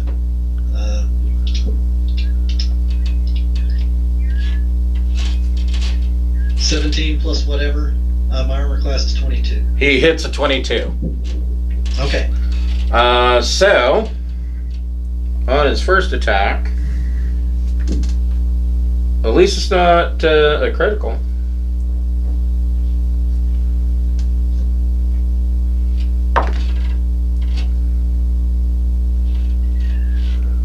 $14 points of slashing damage. But then when he goes to make his attack with his dagger for the second attack, oh wait, he gets to make 3 attacks.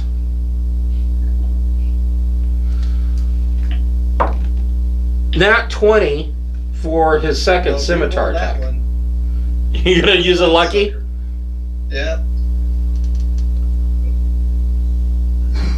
Oh, and dang, I keep. Wait a minute, I don't think you can use a lucky because isn't that a reaction? Well, let's see. Let's click and see.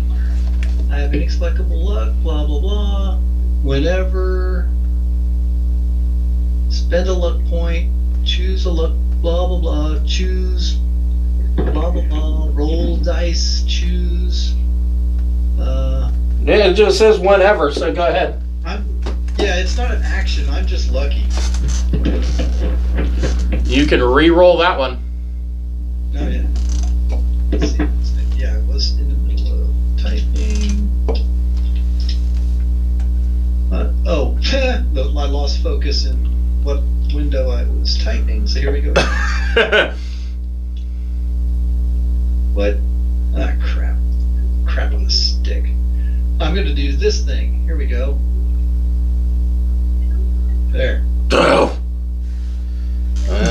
Yeah, no, he misses on that one. He misses with a 7.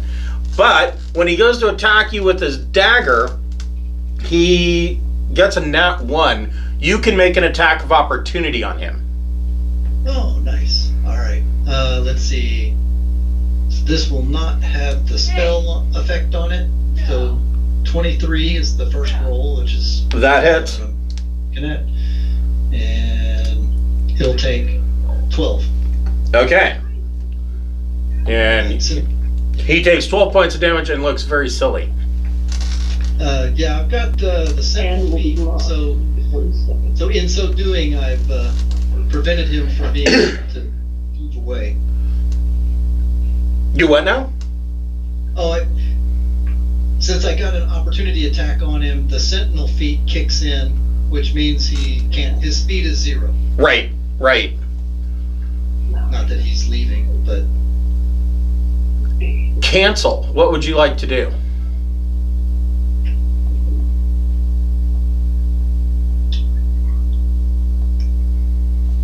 I am going to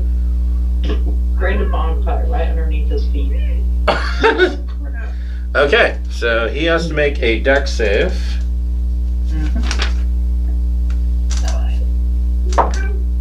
Fuck, nat 1. So he will take double damage from your bonfire.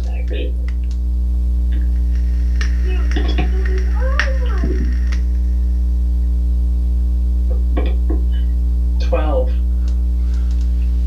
That is double. That is enough that he catches fire in a magnificent blaze of glory, and the smell of long pig wafts past everybody as the airship continues to travel. Telfar's shaking her head. No. Pig back. Never much cared for it. Is there anything you wanted to do with your bonus action or movement? No, I think I'm better here. Okay.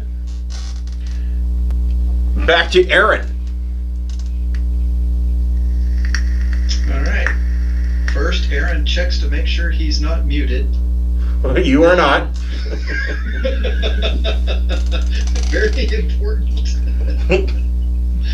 They should have, with everything being online this last year, they should update the order of action of what you can do on your turn, and it should be like number 1, make sure you're unmuted.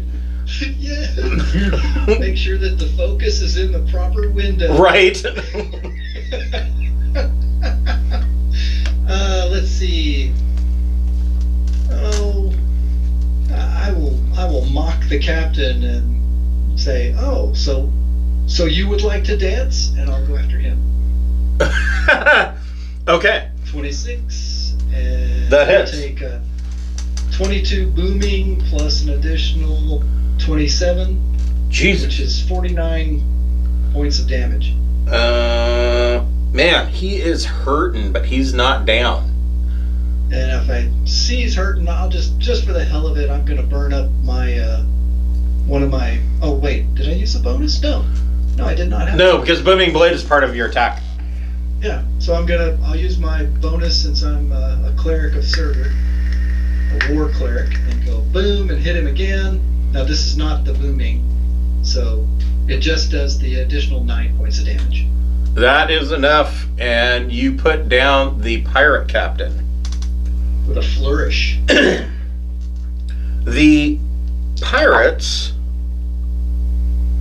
are going to be at disadvantage because their captain is now gone, and they are quite they're not sure what to do.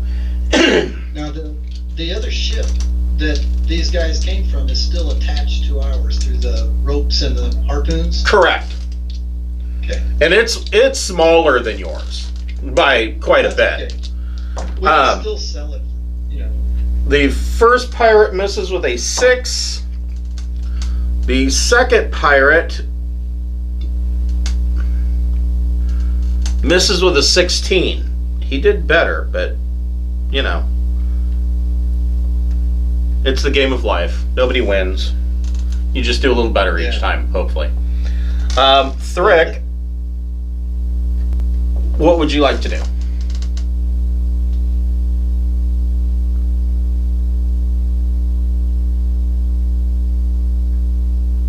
Step 1, Thrick.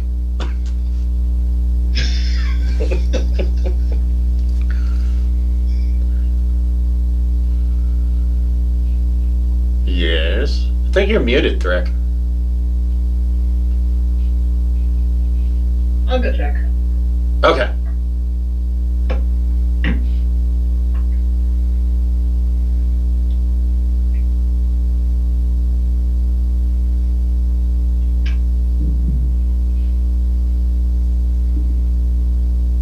So has the other ship been pulled directly up, or is it within 30 feet of the railing of our ship? It's within 30 feet. Okay. And they threw over like a cargo net that had grappling hooks on it. And so they just shimmied over on the cargo net. So it looks like my mic didn't work for a second there. Yes. So which one's the captain? He's dead. Aaron So, kind of put the end to him. Yeah. And the other pirates, the last two pirates, because the captain's dead, they failed their wisdom save, and they are now terrified and not sure what to do, and so they're at disadvantage on pretty much everything. Well, and Aaron will say, "Don't kill them. We can use them as crew until we get to the ground." So I just have to non-lethally stab him. With a lightsaber. How about Yeah. just offer to? Don't worry, I'll just hit him with the flat of my lightsaber. Knock him unconscious. I assume the standard is a death penalty for pirates. Yeah. A lot of times, yes. I mean, Waterdeep isn't to the point where, they have cages hanging outside the docks, with the pirates in them, where they just leave them to rot. They're not like that. But Maybe a little light tarring and feathering. yeah, or sometimes they would be forced to fight, like a gladiatorial event. Yeah, Waterdeep is a lot of Democrats in Waterdeep. There's a lot of bleeding hearts. So I mean, there's not a whole lot of death penalty going on. There's enough death in regular life. Right. So did they have huge prisons? That's funny. So one of the in the past, one of the things that in the early days of Waterdeep, one of the punishments was they would just kick you down the well, and this was before they built the yawning portal. So if you were just a major problem, they would just kick you down the well, and if you survived, the 140-foot drop to the bottom, then you were stuck in Undermountain. So there's that. So a lot of the creatures and people and whatnot that you run into in Undermountain are likely former prisoners.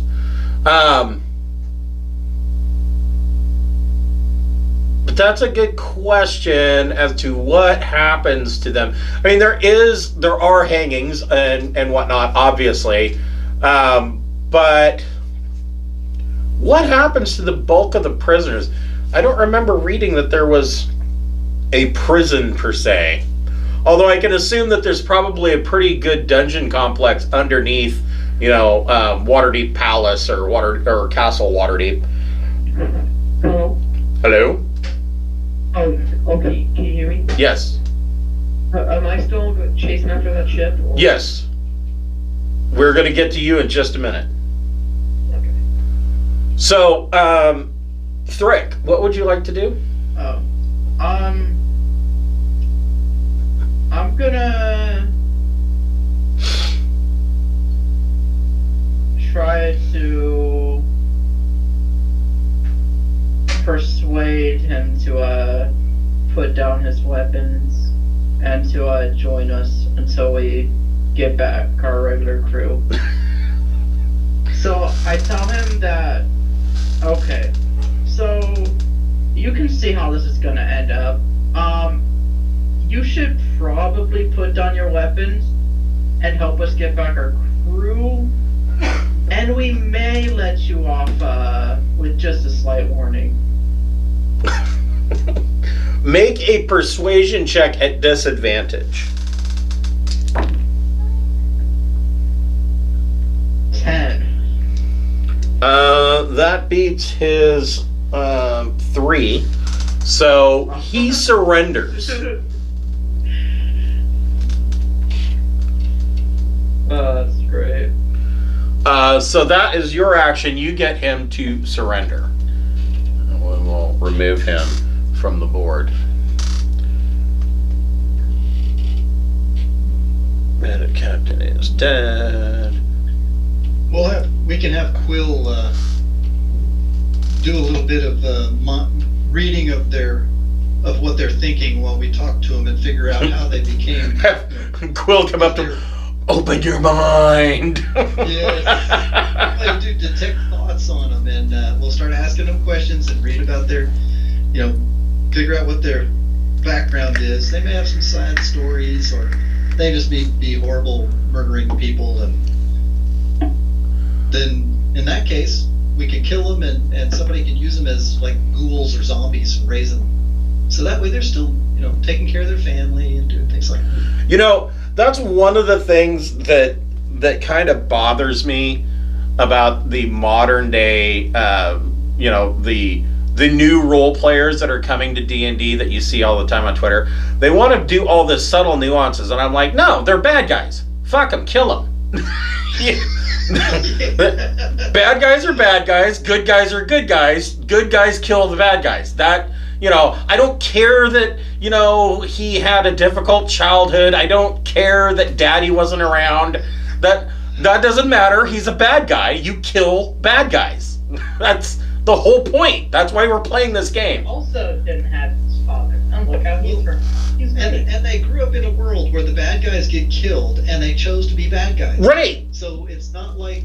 Yeah, it's not like they did. It's not like they went into this with no foreknowledge of what's going on. Maybe they came from a place where if you took over a ship and you protested some inequality, then it was left. They were said, "Oh, okay, you can have the ship." Right. I mean, yeah. I don't know. Just Sorry. cancel. What would you like to do? There's one guy left. One guy surrendered and is down on the ground on his knees.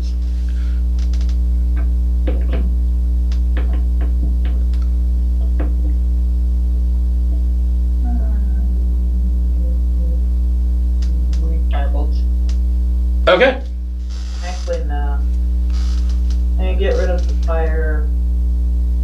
Also, put a fire underneath them. Oh. Another bonfire under this guy? Yeah. All right. And Aaron's downwind. Man. Man, I could eat. Quill's gonna be working for at least 3 minutes fixing all this damage. No, he fails with a 7.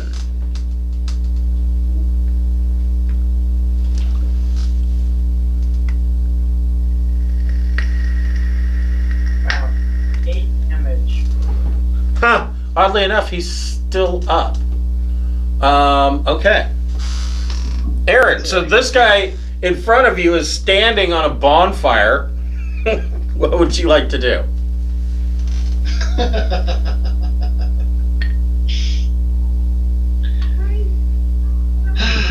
All right, fine. I'll say, quick, here, let me help you out. And I'll grab his arm and yank him out of the bonfire. Okay. That'd be a grapple, but I don't think he's gonna oppose it since I'm grabbing his arm to pull him out of the Yeah, you're bonfire. helping him. And then when I get to the edge, he goes over the side.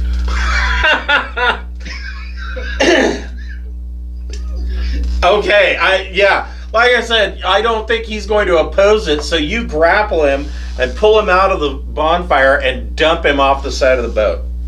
The guy on his knees next to Threck is like, oh my god! You're not going to do that to me, are you? That remains to be determined, but we only needed one person to help us out, so be helpful. What do you want to know from this guy? Alright, well, we non-lethally killed all your guys down below, so first off, what I want to know is who was in on it, who paid you to do this, you had inside men, what do you know? I know our captain is crooked, and he's going to die because he was not supposed to let things come up next to this ship. Make So a persuasion check with advantage. let's see, persuasion. Persuasion. 21. So he tells you that he's not sure the man's name, but he and his fellow airship pirates had a hold on the Earthmote, and not too long ago, a very powerful magic user came, a spellcaster wizard, and he says this person, he walks around hooded all the time. He frequently, when you do see his face, he's wearing like an iron face mask, and his right hand is large and metallic. Oh, it's Vecna. He's covering up the hole in his eye, and he's got his hand covered with a metal glove. No, you make an intelligence check. Oh man, you make me do these hard things. Oh, nat 20. Okay, you remember from when you were trapped in the simulation of Waterdeep by the mind flares. You remember that this description matches Manshoon. All right, so we're going. All right, so play your cards right, and we'll treat you humanely, but your fate is still to be written. So we're going to take this guy down. First off, the ship that's beside us, is there anybody aboard? No. All right. Do we have any crew members that, this is me asking the DM, were there any crew members that we had on the ship that behaved reasonably? Yes. Okay. Yeah, you had several. All right. So we'll have at least one or two of them go over there to make sure that that ship doesn't founder and then yank us over to the side because we're still attached. Okay. And then we're going to go in and check on the ones down below and have the guy tell me about these people down that we've, some, I'm sure some died, but I was doing non-lethal damage to the ones down below, and he can tell us about his friends so that we can get information from multiple sources. Okay. Yeah, pretty much the information corroborates what he told you. Now, he goes on to tell you that the kidnapped people, these nobles, were being taken and were ordered to be taken by Manshoon back to the Earthmote. Anthony, what kind of mount are you riding? God, do you remember? Is it? I remember that you cast summon. I think it was a griffin. It's a griffin. That's right. It is a griffin. You are correct. Okay. So a griffin.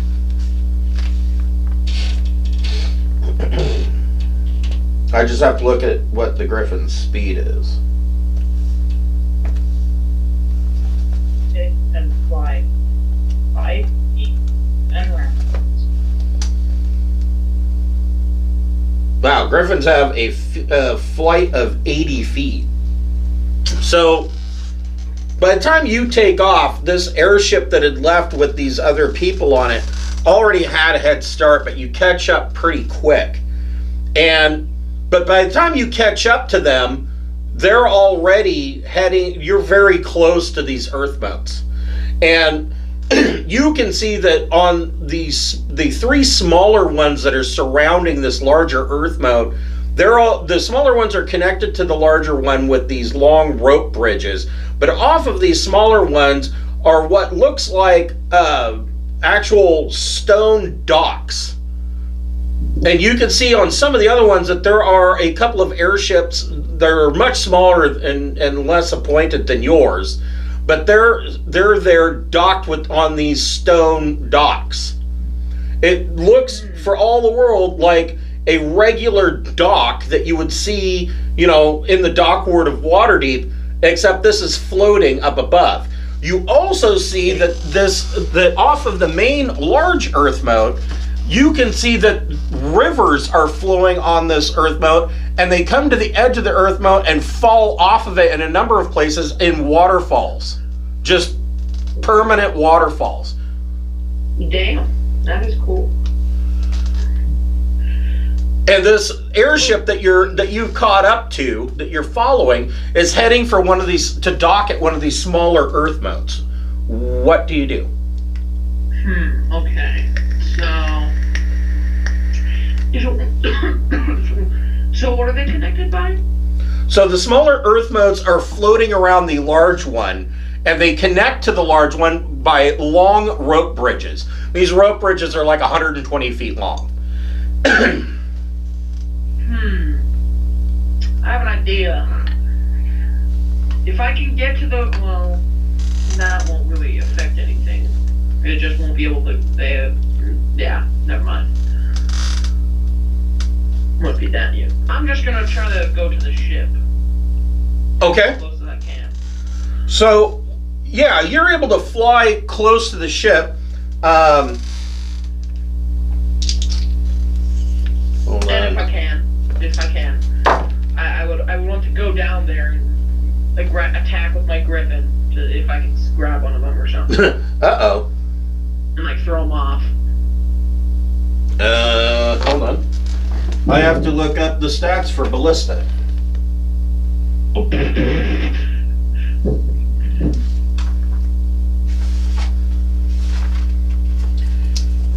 Because your griffin just got hit twice. Ah, shit. Here we go again. I'm about to go for a long fall. Yeah, I have like 5 potions of, not potions, tokens of Featherfall. So all of them are gonna go off at the same time.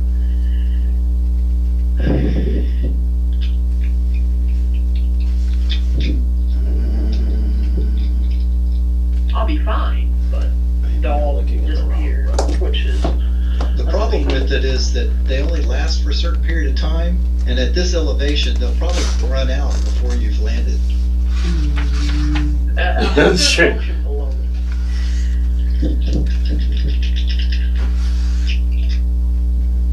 Because then I'll just drown instead of dying on impact.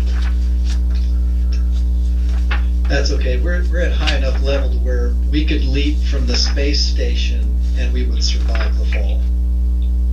Yeah, because fall damage. I So- think it maxes out at like 20 d6. In DDO, there is a... Activate your cable flying. In DDO, there's a tavern that's on an Earthmote, way above the city. And so, like, you get up there by teleporting up there. But the only way to get back down is if you have Boots of Featherfall, which is permanent effect. And so you just jump. And it takes you probably a good minute and a half to get to actually all the way down to the bottom. It's actually kind of cool. You actually fall through the clouds.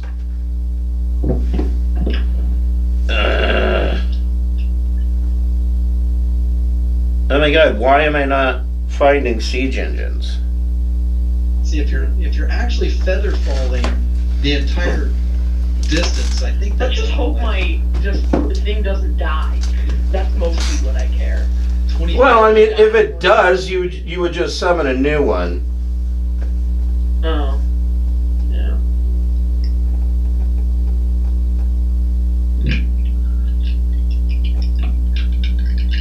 What the hell?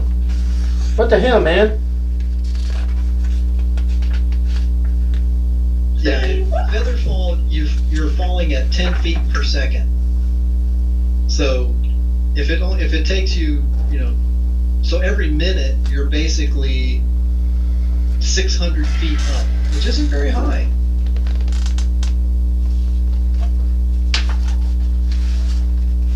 That's true. Okay, yeah, they might. If I just keep throwing them up so they don't fall 10 feet. You're just gonna juggle them. Yeah, I would juggle them. So they would never fall 10 feet, so...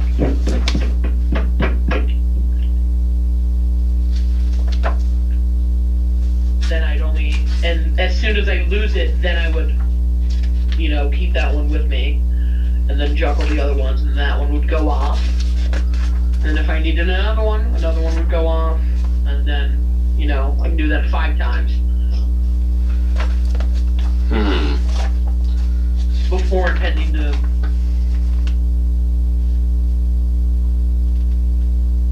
The token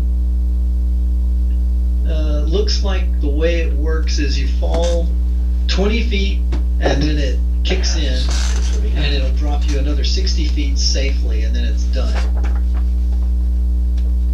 So 6, 12, 18, 20. Yeah, no, if we're 600 feet up, that's probably only gonna be half of the way. Yeah, that's only getting me half the way. So I'd fall 300 feet. So, I'm telling you though, you could just jump and it wouldn't matter. alright, well, I'm not able to find it, so I'm just going to arbitrarily apply dice to it. I find it a little irritating that it is easier to find the rules for firearms in the index of the Dungeon Master's Guide than it is to find anything for a ballista or a catapult. But, yeah. Interesting. Well, let's see what the internet says. 5e ballista. I think it's 2d8. I might be. How much health does my griffin have by chance? Well, this one says the ballista is in the DMG Right. and +6 to hit, and it does 16 piercing damage, which is 3d10. Oh, 3d10. Okay. How much health does my griffin have by chance? 59. Okay, yeah. It's good I didn't pick a Pegasus or something with them. So the first ballista does 22 points of piercing damage, and the second ballista does 27 points of piercing damage. It doesn't? 27. So your griffin's like hurting pretty bad. One more shot like that and it'll be dead. Right. So I think that's the international language of go away. Yes. Well, I'm gonna just land now, if I can. Okay. That ballista takes time to reload, so. So you land on one of the smaller Earthmotes, and you land on a far one that the ship that you were following is not docking at. But from where you are standing, you can see that when the ship docks, it starts to unload the passengers, and you can just make out at this distance. I mean, they're way off in the distance.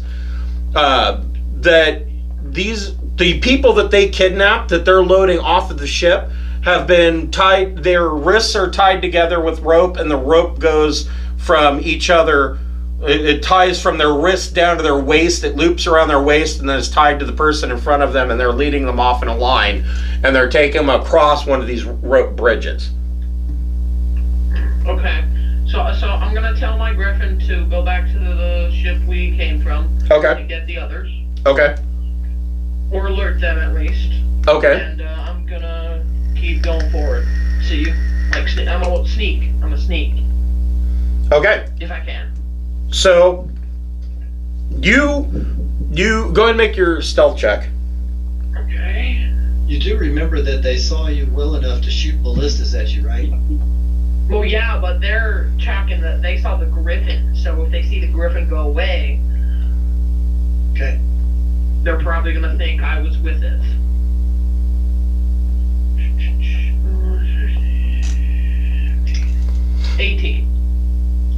Okay. So you make your way across this bridge. You guys down on, or you're on the second deck, you've been questioning. Does anybody let Telfar in on what's going on?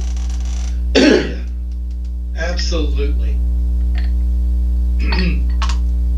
And we need to take an inventory of who we still have on the ship that's not our Troll Skull crew. So you find that there are no more pirates on board and that everybody else is loyal to you. So is Aaron just gonna come knock on the door real quick, or how you pass that information along? Right. I'll knock on the door and I'll say, the show is over. Telfar, can I talk with you for a minute? In private. Fine, just keep. Sure. And before Telfar exits the room, he's going to introduce everyone to Vicky the Glider and tell them to please enjoy a little bit of amusement. And then Vicky the Glider starts summoning flying snake after flying snake in like a variety of colors and pinks and greens. Okay. And blues. And before he walks out of the room, he is going to cast the message cantrip. As I understand it, you have to point at the person you're sending the message to. Right. So he's going to show Silverhand some finger guns and a wink and kind of a like, hey, and hopefully try to pass it off to everyone else as like just a silly gesture. But he's actually going to shoot her a secret message. As Lady Silverhand, it breaks my heart to be untruthful with you. I'll have you know that the ship has experienced an attack, and I regard your safety as utmost important. Please allow me to vouchsafe your health and your safety. And if you would oblige me, I'd appreciate it if Mert and Tula were not privy to this information. Okay. She says, well, she responds with, well, I'm sure that Mert and I would be able to assist. We were adventurers, you know. We are quite capable of taking care of ourselves. Telfar gives her a wink and a nod and holds up a finger and kind of a I'll be right back sort of thing and pops on out the door to talk to Aaron. Okay. So Aaron, I would assume, is going to fill in Telfar on what all has transpired. Yeah. Thrick We are VIPs to a pirate ship that took them over to these flying Earthmotes, and we need to go and get them back. Shamish is doing something over there right now, and but we also have one pirate ship that we've taken over, and all the pirates are neutralized. We do have, I guess at this point, I'm not sure how many pirates we have that. You've got 3 that aren't dead. Prisoners. Yeah. All right, we got 3 prisoners. 2 of them are in pretty bad shape. They're like 1 hit point. What we need to do is I would suggest that we take the captured pirate ship and head to the Earthmote, since they're expecting that ship. And you can dress up as the captain. We got his uniform. Well, you know I never missed a chance to dress up, but I don't know if you know, Little Silverhand and Mert the Moneylender right back behind me in this room. Don't you think we ought to, I don't know, be keeping Lady Silverhand safe? It simply wouldn't do for the Lord of Waterdeep to come to any kind of harm, especially not while we're, here vouchsafing their good health. That's why this ship needs to go back to Troll Skull, and we take the captured pirate ship as if we successfully completed the mission and head to the Earthmotes in the captured ship. Silverhand is savvy to what's going on. She wants to know if she can help. Well, far be it from me to rob someone of their agency. So if they want to, great. But otherwise, our responsibility is to get people back home that want to go home. Well, and you know, your paladin. So Thrick and cancel. The hatch up above opens, and one of your crew members opens the door hatch and looks down and says, "My lords, Thrick and cancel. The paladin Shamish's griffin has returned to the ship without the paladin. Wounded. Yeah, wounded. It's got 2 ballistas sticking out of it. Blood everywhere." Yeah, it's not doing well. We don't have time for this. I'm heading over. I'm taking the other ship, and we're gonna see how close we can get before we get. Hopefully, we don't get shot out of the sky. And I think Telfar is going to let himself back into the master suite there. Okay.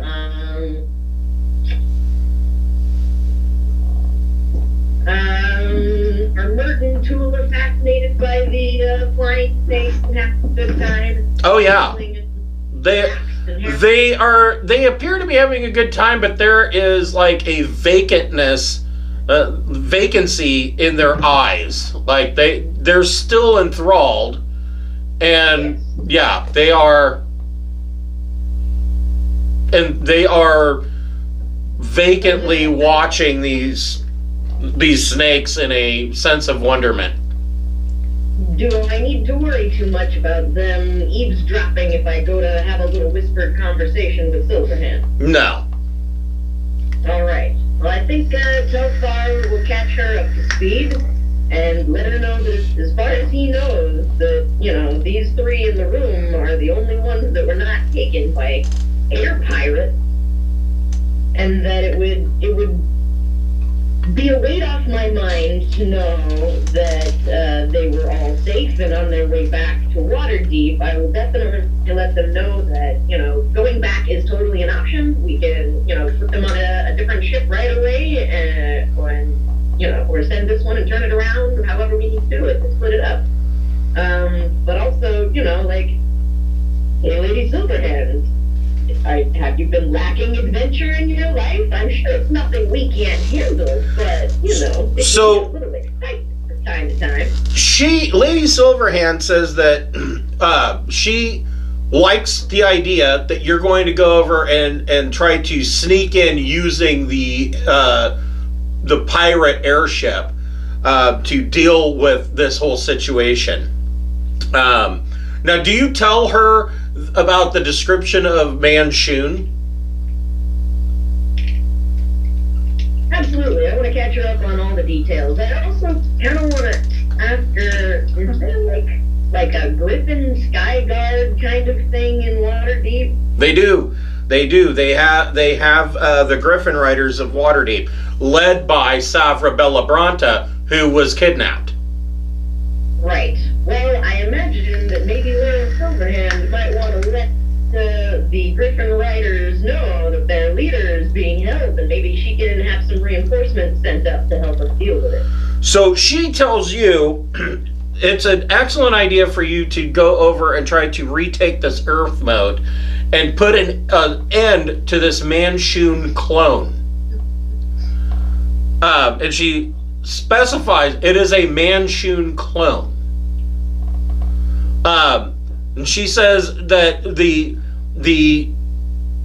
danger to all of Waterdeep that this clone is in operation and it just attempted to kidnap basically most of the nobles of Waterdeep is a grave risk, and that you are to put a stop to this as much as you possibly can. She tells you, I am sure that I don't need to tell you, Manshoon many centuries ago was one of the architects of the Zhentarim, and we cannot have his insane clones attempting to overtake Waterdeep. That would be not only detrimental to Waterdeep, but that would mean the end of everything on the Sword Coast. So it is imperative that you put a stop to him. While you are doing that, if you don't mind, I will take command of your airship and I will guide it back to its moorings at Trollskull Manor, and then I will immediately send the Griffin Guard to assist you. Is that acceptable to you? That sounds like a capital idea. Absolutely capital, Lady Silverhand. And she says, if you will release Mert, he will assist me, and we will make sure that your Tula is taken care of. I would be eternally indebted. And so I will definitely go and kind of tap Mert on the shoulder and go, oh, marvelous, aren't they? Oh, absolutely a wonder. I thank you so much for allowing me to entertain you. Oh, Kind of, you know. well, thank you, Mr. Telfar. This has been a delightful evening. And Lady I'm so glad to hear it. Silverhand's like, Mert, can you come with me? I have to have a discussion with you. What about, are you going to release Tula? I mean, you can't keep concentrating on it while you're, after a certain range, you're going to lose. Yeah, it's like 60 feet or however, you know, Right. be away for them to not hear me. But, you know, I think he'll blow her a kiss or give her a kiss on the forehead or something like that, and, you know, tell her to go back for her tune, and definitely just, you know, do you think, I think I'm just gonna leave the little pretty snakes. I mean, the whole place is decked out. She's got a bed to take a nap, there's food, there's drink, and, you know, when this enthrallment wears off, she'll probably be a little confused, but I'll lock her in. Wow. Okay. I'll leave her a note. Okay. So, you guys take the pirate ship and you head for the Earthmote.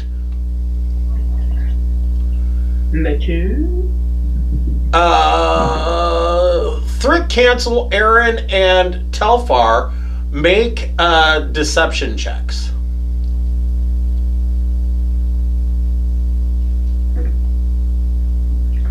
Oop, that's a 19 for Aaron. Okay.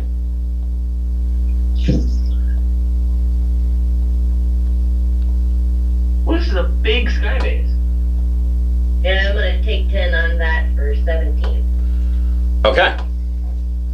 I got a 3. Oh. I got a 1. Oh shit.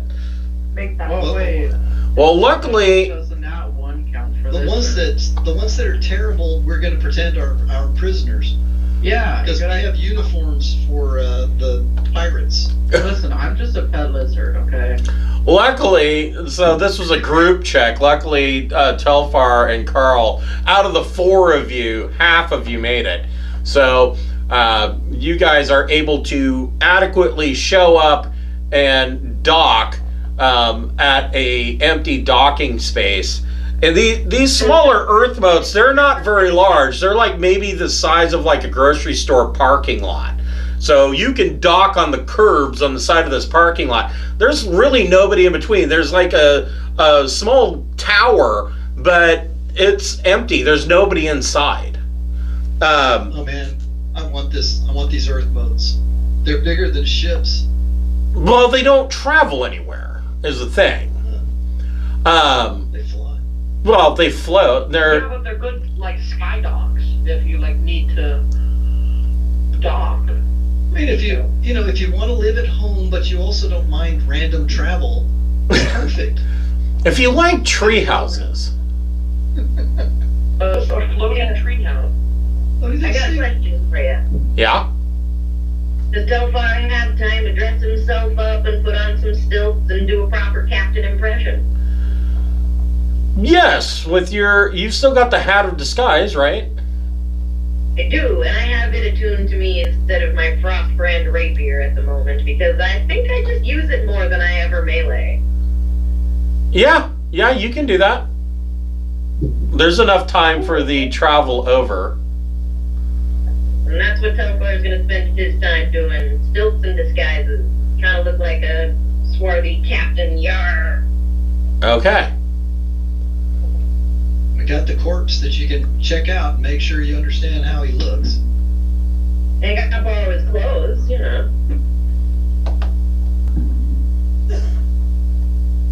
We got the hat of disguise, so you can always look like him and his clothes without the sword holes and stuff in it. True. Probably a better disguise anyhow. We just have to cast commanding, you know. Do I see them come in? Or are they docking on the opposite side? So, yeah, you move forward. Shamish, you were smart enough that you moved forward and kind of hunkered down because you had sent your griffin ahead or sent your griffin back to try and get them to show up. And so you kind of hunker down and wait, and you see that you were not wrong and that they followed you and they've made their way across this 120 foot long rope bridge. Now, crossing the rope bridge is a little bit unnerving because it's not like it's bad enough if you're crossing a rope bridge in the jungles or in the wild that's covering a chasm where you look down hundreds of feet and you can see the river below you. That's not what you see when you're on this rope bridge. When you look off this rope bridge, you see clouds. And every once in a while, there's a break in the clouds, and 1,000 feet below you, you can see the blue of ocean water. And every once in a while, when there's a break in the clouds, there's a breeze that comes up that is not a insignificant breeze that causes this 120-foot rope span bridge to sway back and forth, and you can smell the salt air coming off of the sea below you. But you come off of this bridge and you come onto this jungle island, and you can see Shamish far ahead of you on what appears to be a large stone path. Talk amongst yourselves what you're going to do. I will be right back. And then I will come up with ways to kill you all. Funny. So if you guys, can you guys even see me though? That's the question. Well, it looks like you hung around so that we weren't too far away. Because what is the distance here? See, you're only 70 feet away. I don't think that's right. It's just because the map is big. I think it's the square I'm standing on is per. Like. Just like this one square has to be at least like 5 feet. Yeah. So let's see. This would be 5, 10, 15, 20, 25, 30. This would be 10, and then if that's 10, then that would be 20. Oh, it's 4 squares. Four squares is 10 feet, so.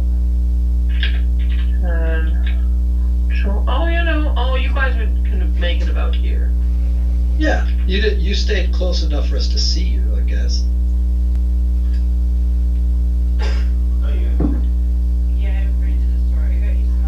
So what's our plan?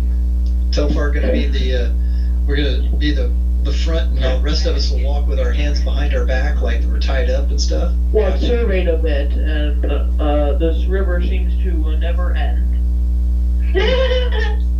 So Shamish, how did they escort the prisoners from the first ship in? Because we want to look like them. We don't want to be... Well, they were all tied together. Like Okay. a little rope line, conga line.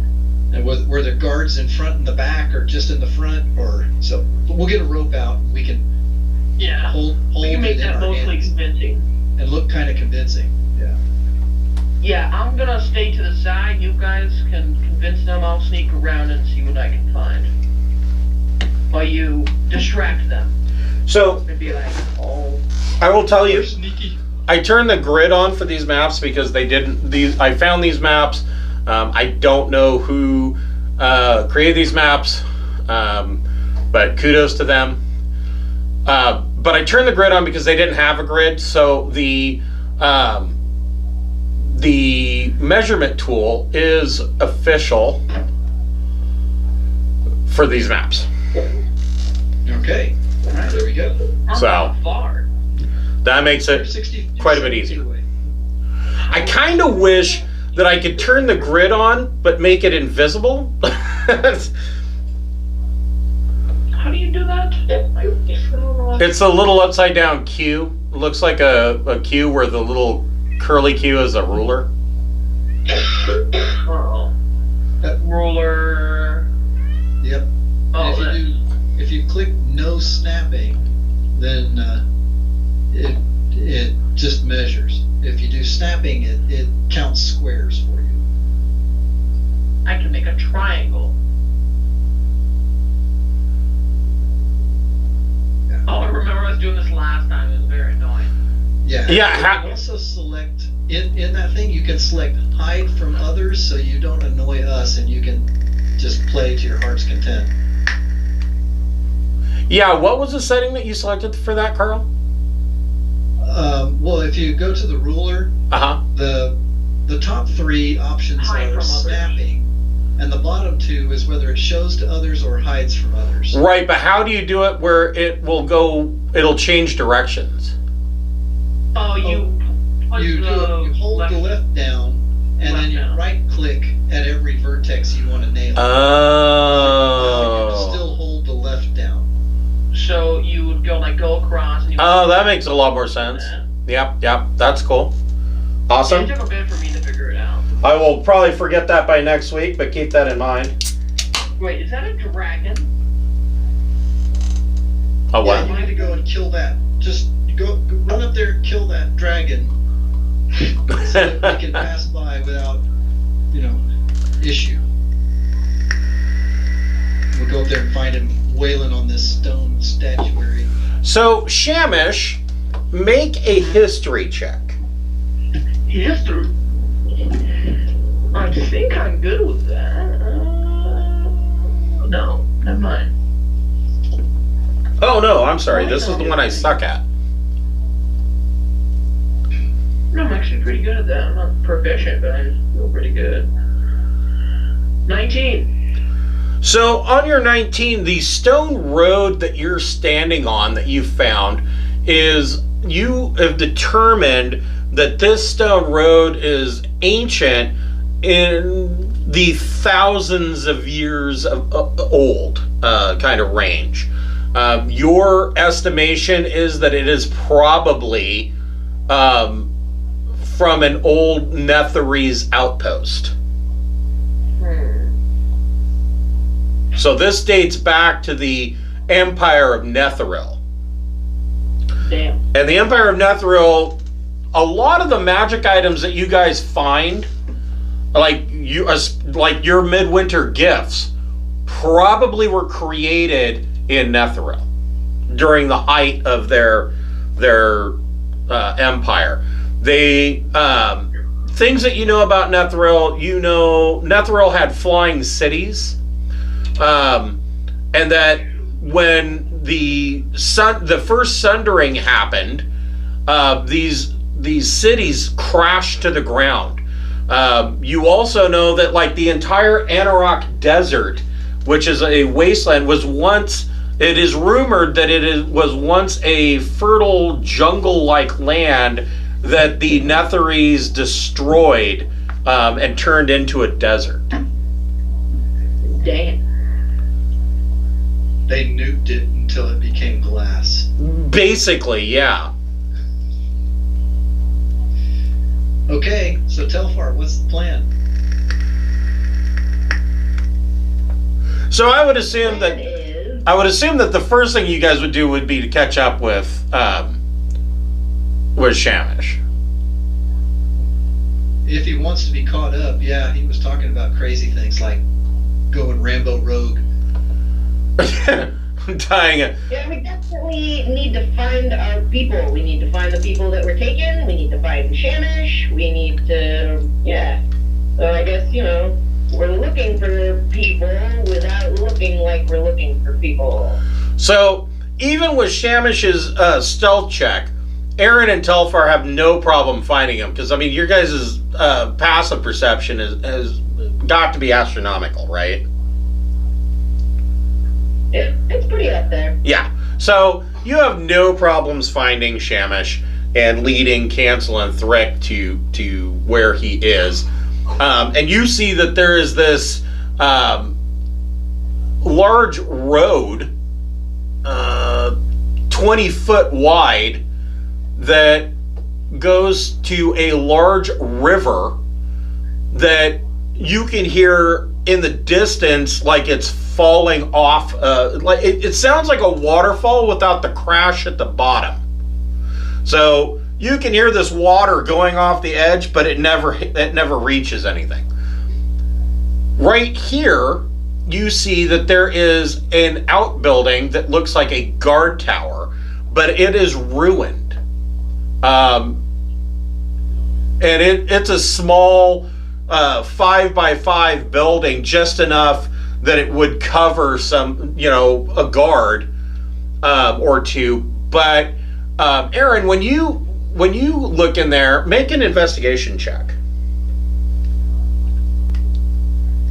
It's a 25, so I can clearly tell you that this is an ancient nefarious porta potty. Yeah, essentially.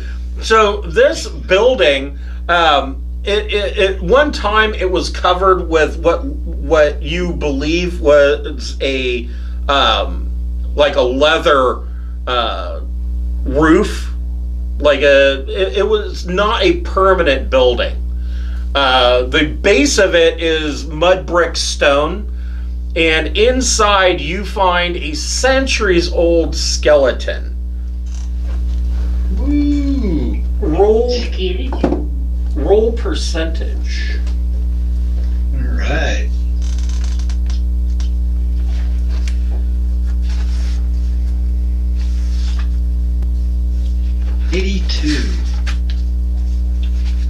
On an 82, you find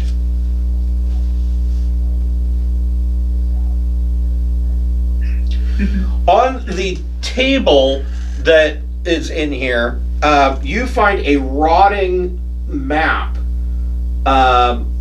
It is, half of it has rotted away. The other half appears to be a floor plan for what could be a temple or maybe a castle or some other large structure. Very interesting. Well, this is clearly, even though it's very, very old, this is clearly very new compared to the rest of this place, because tables wouldn't stand up over tens of thousands of years, and I wouldn't be able to see any scraps of leather or anything over those kind of crazy time spans. That's another good point. Everybody roll perception. Ooh, 31 for Aaron. Not 20. Okay. 17. So you guys all find it strange. You're, maybe a mile up in the air. You're above the cloud layer, yet it is warm and humid here. To the point where, like, mist, there's like almost like a constant warm mist in the air. Yeah. Yeah, I figured from the water that there's like a connection to the elemental plane of water or something that's sourcing it, and the environment tells me there's connections to some sort of magic is in play that's providing this environment, including this never-ending water.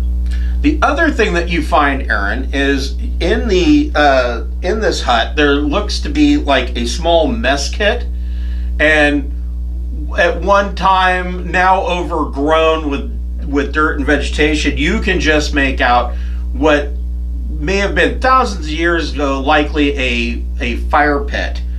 And you find a Heward's handy spice pouch. Oh, sweet. It's a belt pouch, appears empty, but it has 10 charges. While holding the pouch, you can use an action to expend one of its charges, speak the name of any non-magical food seasoning such as salt, pepper, saffron, or cilantro, and remove a pinch of the desired seasoning from the pouch. A pinch is enough to season a single meal. The pouch regains 1d6 plus 4 expended charges daily at dawn. Oh yeah, Troll Skull Manor chef really is going to benefit from that. Once we figure out what the extremely rare and hard to get spices are. And yeah, just think of it or say it out loud and draw it out of the pouch. Yep. Okay. So might want to take that. I'll hand that to Telfar as our official loot monkey, and Oh, and I have to tell Telfar, the flame roasted halfling chili was fantastic. So if you haven't seen it, I highly recommend the book Hero's Feast. It's the official D&D cookbook, and one of the recipes that I made the other night was Archon the Cruel's flame roasted halfling chili. Evidently halflings taste like turkey. Who knew? Although I suspected. And it is absolutely amazing. It's the only chili that I've ever eaten that has cocoa powder in it. But it is amazingly good. It is on the spicy side, but it's not like a lot of things that'll say, oh, it's spicy. No, it's just hot. That's not what this is. This is actually spice that actually has flavor to it. And so it's actually really good. I highly recommend it. Evidently, halfling is a staple of true Dragonborn cuisine. So. I heard Dragonborn cuisine. What is it? Halfling. Oh. Wait, you didn't hear anything. Now he's going to be licking his chops every time he looks at Telfar. So across from this, you see that it looks like at one time there was probably a bridge here, and it's crumbled into the river. But the stones are big enough that you could probably cross by jumping on them. How deep is the river? Well, you can't see bottom, and it's running pretty fast. Well, Telfar's not just gonna jump, he's on stilts. He's gonna do a flip and a hoppity skippity and all kinds of feats of daring do. I gotta see this. So, Telfar, make your acrobatics check. Oh yeah. Let's see. So, how many do you have to make? Ah!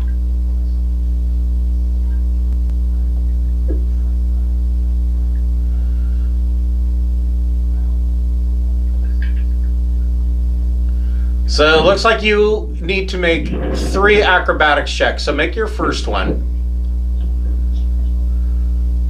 First one's 37. Oh yeah, so no problem. Make your second one.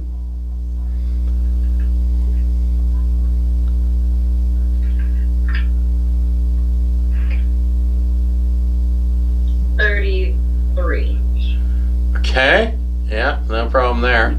And make your last one.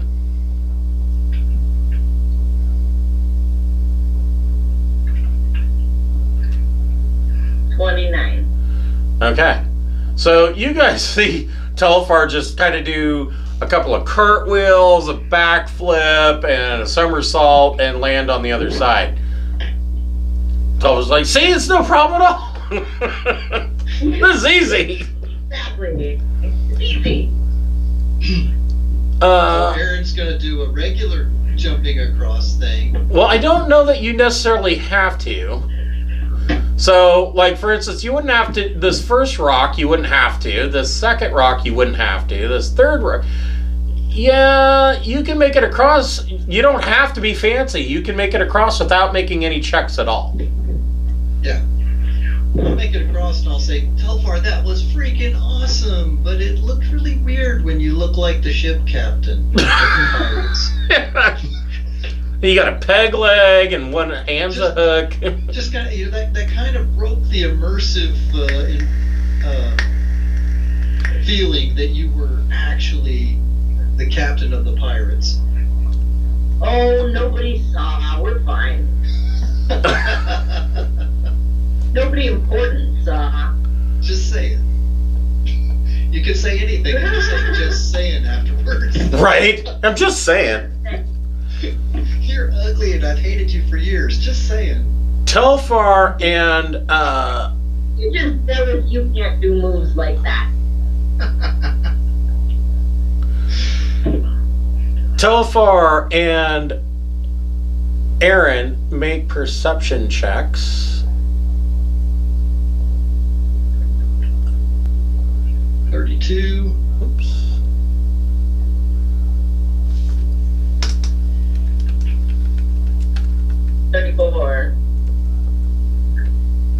Okay.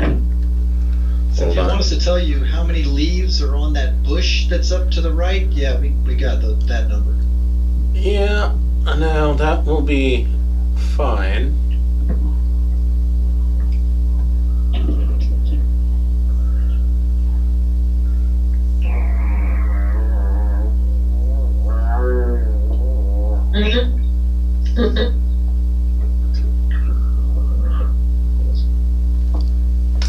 Oh, sorry about that. I just, was my dog. Sure. Totally was my dog.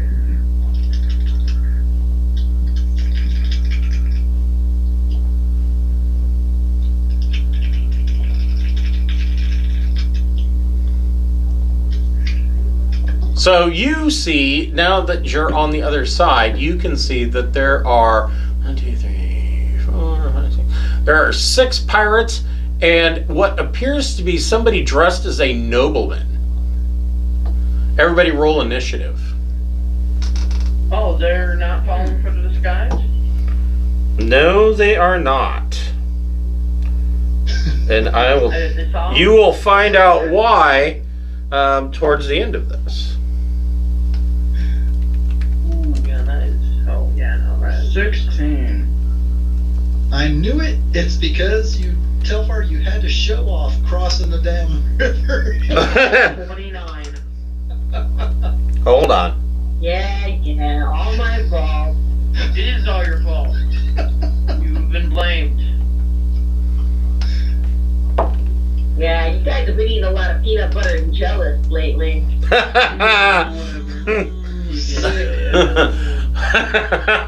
That's actually fucking hilarious. Thrick, what did you get?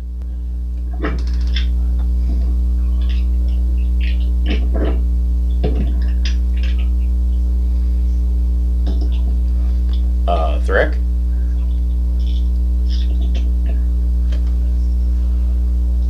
Mr. Thrick.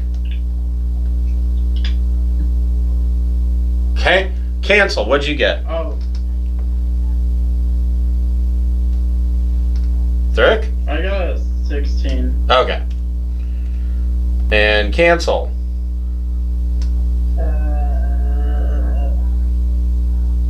7. Shamish.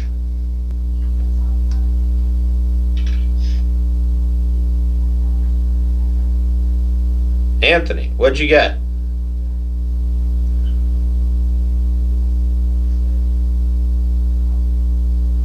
Okay. Telfar, what'd you get? 14. Aaron. Aaron got a 12.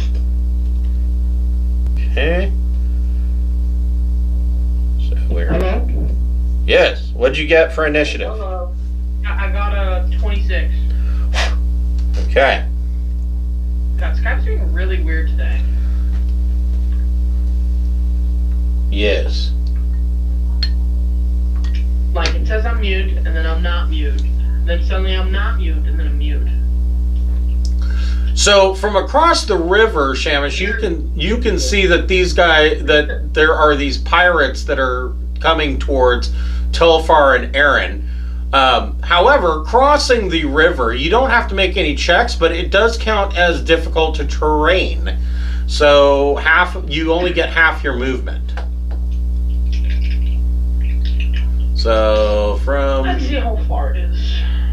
wow, you could get to this last rock with just your movement.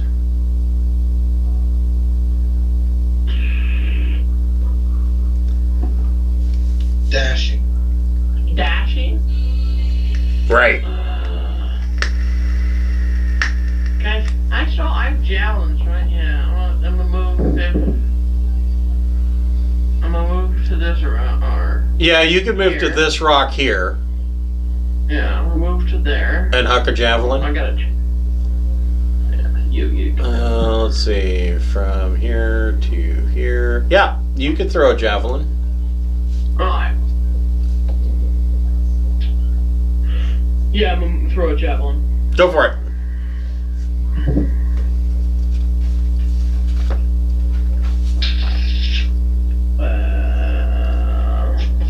What's the javelin? Oh, okay, here's the javelins. I barely use these, so. Ah! It's D6? Damn. I need to get javelins of lightning. Wait, those exist? They do. When you throw it, it turns into a lightning bolt. That is cool. Does a 29 hit? It does.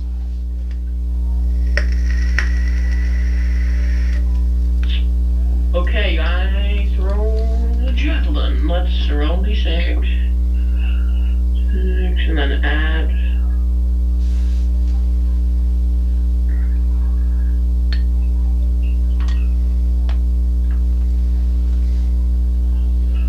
Damage. Okay. You get another attack. You can throw another javelin. I'm gonna throw another javelin. Okay. Nat 20. Nice. Double damage. Okay. And then that. And then I roll again.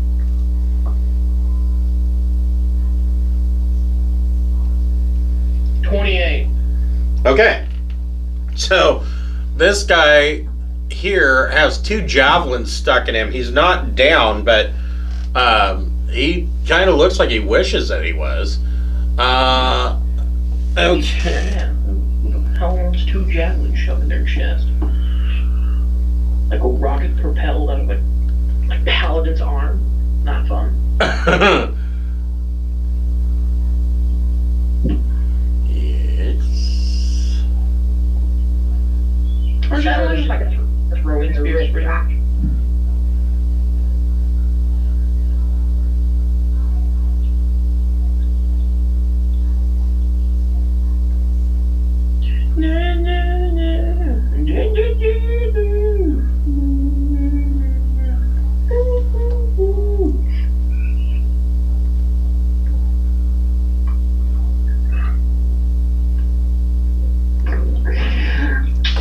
Okay, so I'm down. What am I down? 2 javelins.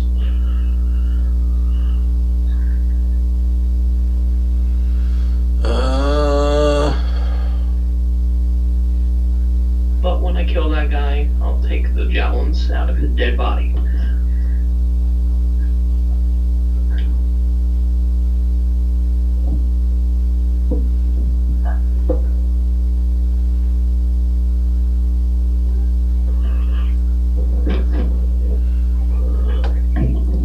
So the 2 pirates in the back, ready in action for anybody that tries to come closer.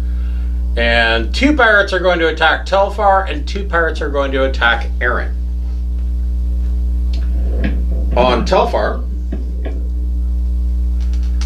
they both get 2 attacks, well, 1 attack each. An 11 is likely going to miss even Telfar. But what about a 21? I'll use a luck point to re-roll that. Okay, go ahead and roll a d20 and see what he actually got. Better or worse? Rolls nat 20. Wow, shit. Well, you have to accept it. I use another luck point. Stacking them together. 13. Roll 13. Okay. Does an 18 hit? Unfortunately, yes. Okay. But these pirates are using great axes. 7 times. Ooh, that's bad. That actually can do damage. For 10 points of slashing damage. Mm-hmm. And on Is that like your 5th time getting hit in this game? like in over a year? Yeah. So just a handful, like. Soft 20 on the first attack misses Aaron. 24 to hit with the second attack. I'll go ahead and take it. Okay.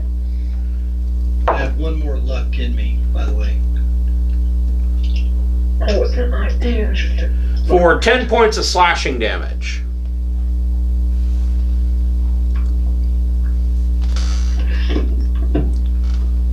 Thrick, what would you like to do? Let's see.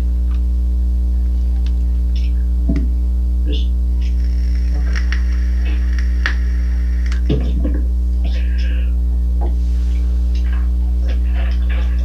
So I'm gonna move here,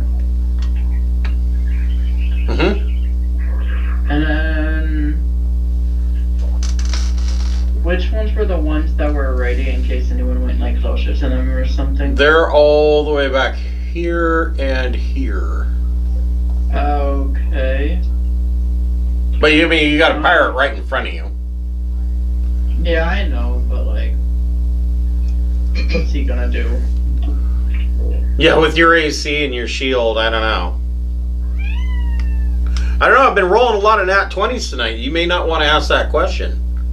Yeah. I'm on a hot streak. Take the pressure off of Telfar.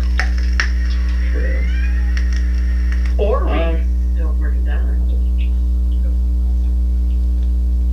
How much health does he have? See, that's the whole point. Nobody knows. Just don't let him get hit. Yeah, that's the mystery. Nobody knows. I'm gonna cast Shield of Faith on Telfar. That's a good idea.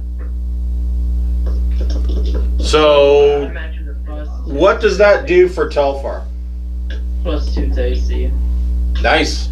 Break me. Yeah. And it's just a concentration spell for me. Okay. And then that's a bonus action. So as my action, I'm gonna hit the one in front of me with the Sunblade. Go for it. 10. No, that is a miss. Okay, so yeah, that's my turn. But you missed with a flourish. Telfar, what would you like to do now with your +2 to AC?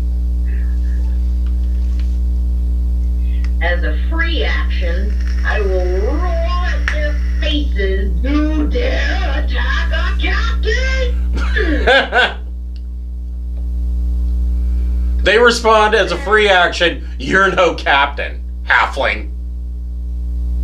He's gonna take his venom dagger and try to shank somebody with it real quick. Okay, do you want to shank the one that Thrick just attacked? I want to shank whichever one just slashed me for 10 damage. That would be the one.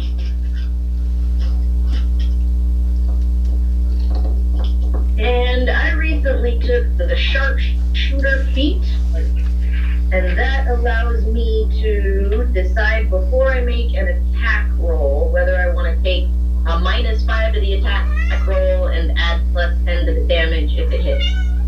Okay. That's just for ranged weapons, though, right? Yes. It's just for range. Yes. Okay. Great. Well, then I guess it does. In that case, I'll just do a straight attack roll.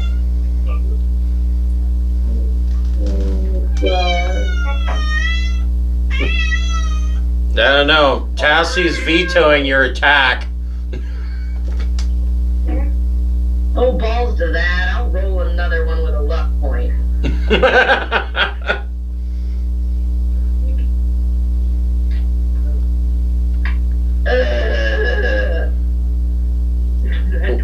So what'd you That get? is failing us. Did you get a 12? Yeah, I got a 10 and then re-rolled and got a 12. That just misses. Yeah. I'm just curious, did you have advantage in those attacks?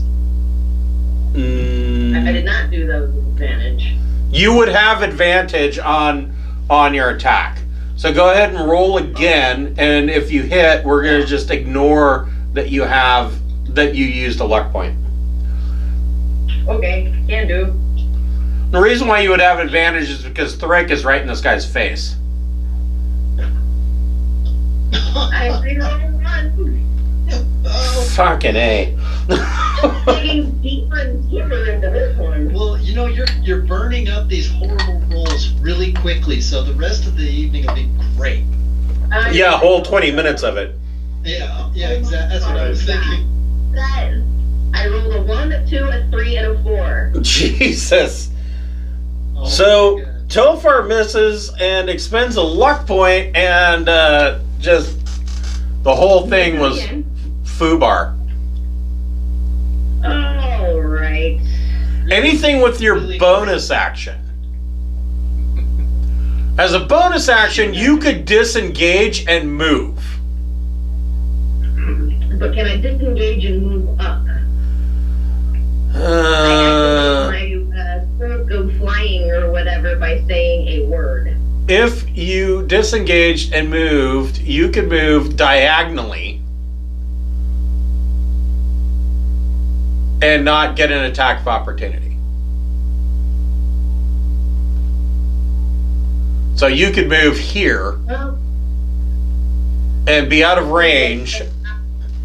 You could try but my your question acrobatics. is, does activating my cloak with a word, is that counted as a use device action? It is. Alright. So I can only use my device or disengage, not both. Right. Well, right. Yeah. As a rogue, you get use device as a bonus action, I believe. That's correct. But, yeah. Well, I guess I'll have to gauge and then fly later. Okay. There you go. Aaron, what would you like to do? Oh, let's see. I've had plenty of chances to see how those guys move. So they need to, if they've been fooling me, they're going to have to do a deception of 22. Nope, 19. All right, so I'm gonna slash this guy, try and kill one of them. Which one? This is the one that was Okay. right there. Okay. I was trying to take the heat off of Telfar, but He's the one that has he's got two javelins stuck in him.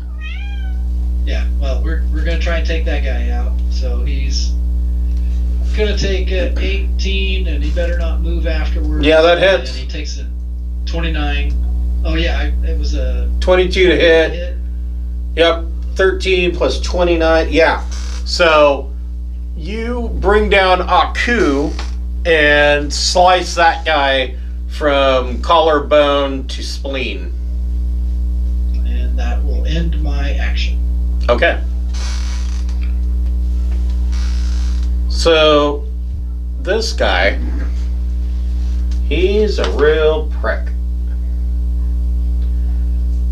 he going to do? Fireball.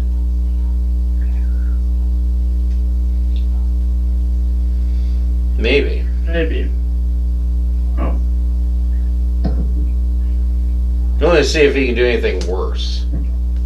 I don't know. Fireball's pretty much the iconic spell of the game. Hard to do. It is. Only spell you need, what do you mean?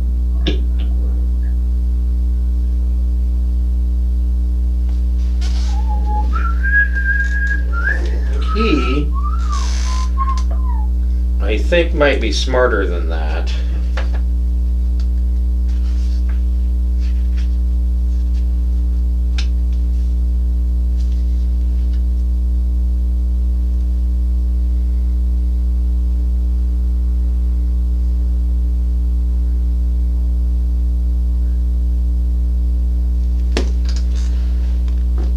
That would be pretty useless for him to do.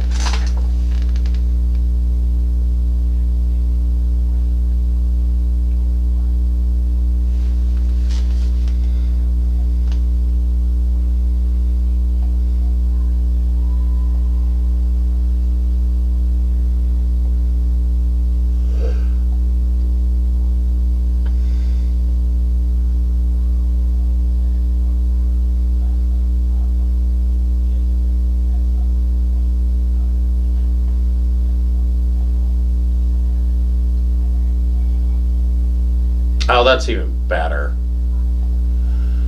So he moves 30 feet and then casts Lightning Bolt. Aaron and Thrick make DC 17 Dexterity saving throws. I cast ye old spell of no. Okay. Cancels superpower. Kicks into gear. He counterspells your counterspell. Well, then I flip flop. So, let's see. So for lighting off this one lightning bolt, it cost him 2 spell slots out of 3, but it's worth it. So Aaron and Thrick need to... It's worth it. Yeah, I'm laughing. So Aaron and Thrick need to make DC 17 Dex saving throws. So Aaron makes it, and will take half damage. Oh, actually, Aaron will take no damage because of evasion. 13. Nope, you're gonna eat all of it.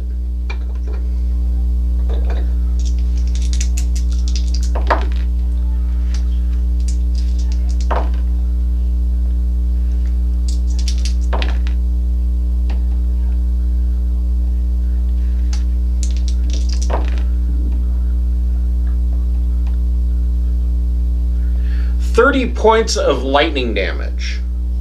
Oh, just 30? Just 30. And like I said, Aaron takes 0 because Aaron has evasion and succeeded. Because, you know, rogues are dicks. He's probably laughing at you, Thrick. I mean, if you're looking to eat somebody later, Aaron's probably laughing at you. Cancel, what would you like to do?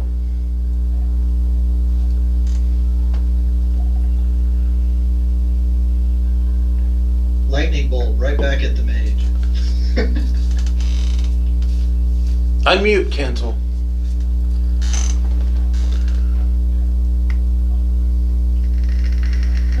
Yes, I shall do a delicious.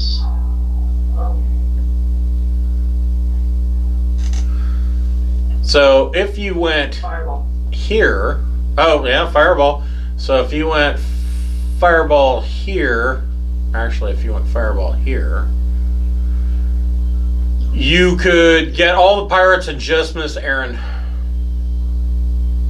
You get this guy, this guy, this guy, and this guy, and just miss Aaron.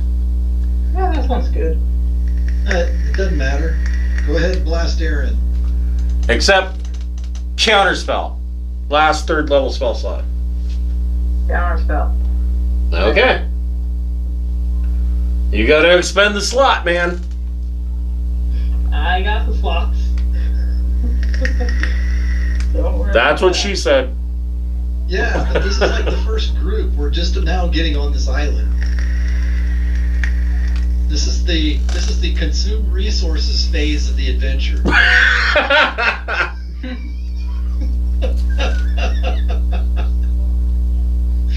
Yeah. I played where as a mage. So, I played like I really was a mage.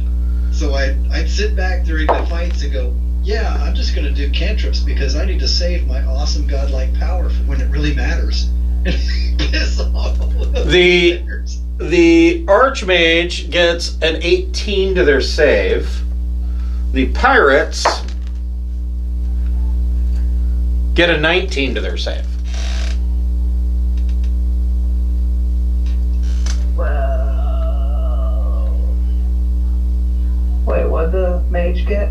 18? Mage is the only one that failed. Fuck! The one that you needed to fail. Yeah, fuck this guy right here in particular. With extreme prejudice. Oh, of course, this. Good damage.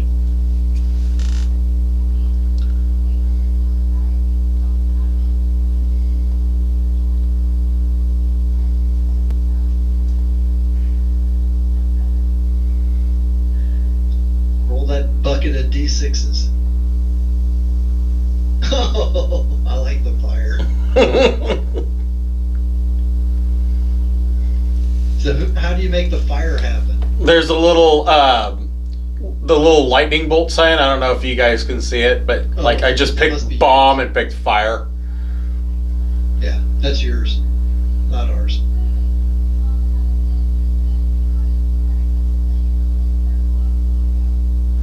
Actually, maybe burst is better.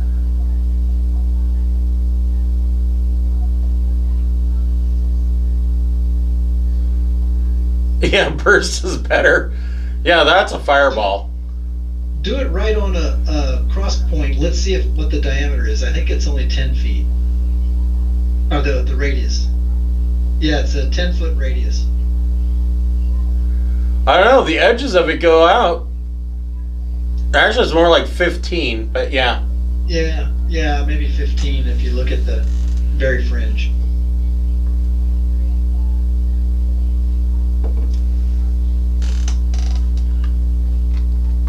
It's too bad you can't right-click and pick the size of it. I know, that's what I was looking at. I was like, is there a way to make this bigger? And there isn't.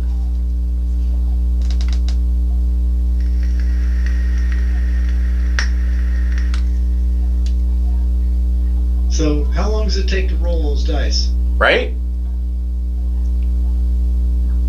I said 35, does not hear me. 35. Okay. So the mage is still up. A little crispy. The pirates are still up because they only took half of that. Okay. Shamish, what would you like to do?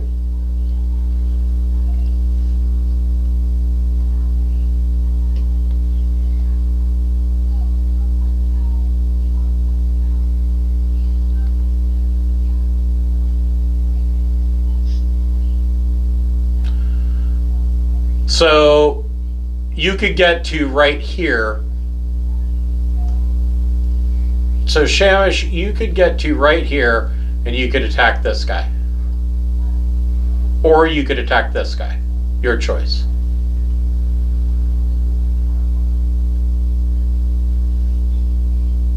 Anthony, you're muted.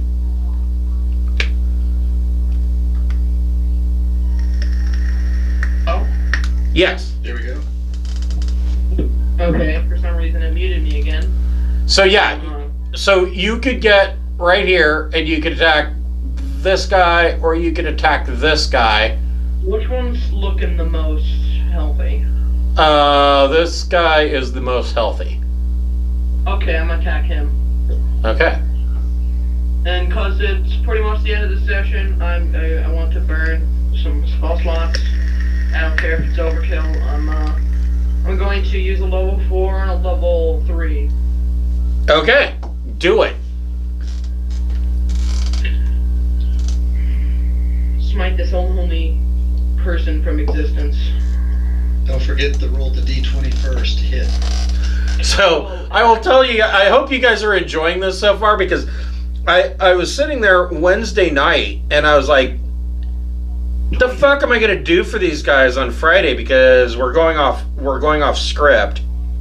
And so I started coming up with this idea about the Earthmotes, and I was like, yeah, that would be really cool. And so I just did this. So Well, I'm really enjoying it. I am too.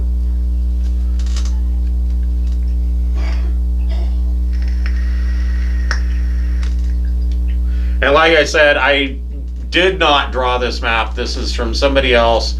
I stole it. You know, get over it. I'm reporting theft. I know I'm reporting theft. Whoever did this map, I love them. It's a great map. Oh boy. Chunk. What'd you get to hit?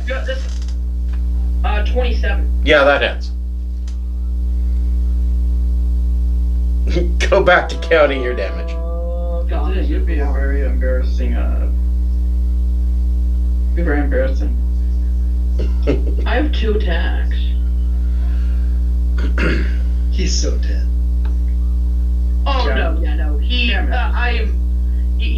This guy's about to. I might shake the island just of how much force I'm gonna hit this guy. the whole boat falls out of the sky because he hit him so hard. Right.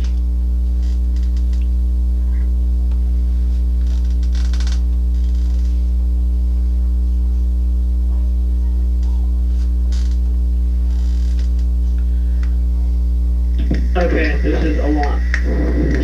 Get ready for this. Alright. 97 damage. Wow. So you hit this guy so hard that he literally explodes. There's blood and guts flying everywhere. You have another attack. I attempted to draw the chasm where the rock that's floating split. Right?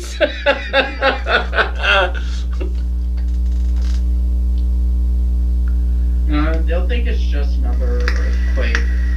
Oh, I'm just wondering how would so if you were dual wielding and you put smites, would you have to put smites on both of them or just one of them? You would have to put him on each melee attack. Ah, so technically. So with 2 weapons, you could burn through spell slots twice as fast. plus do a bunch of damage. Well, yes, but so you have another attack, and there's a guy right next to you. Do you want to hit him?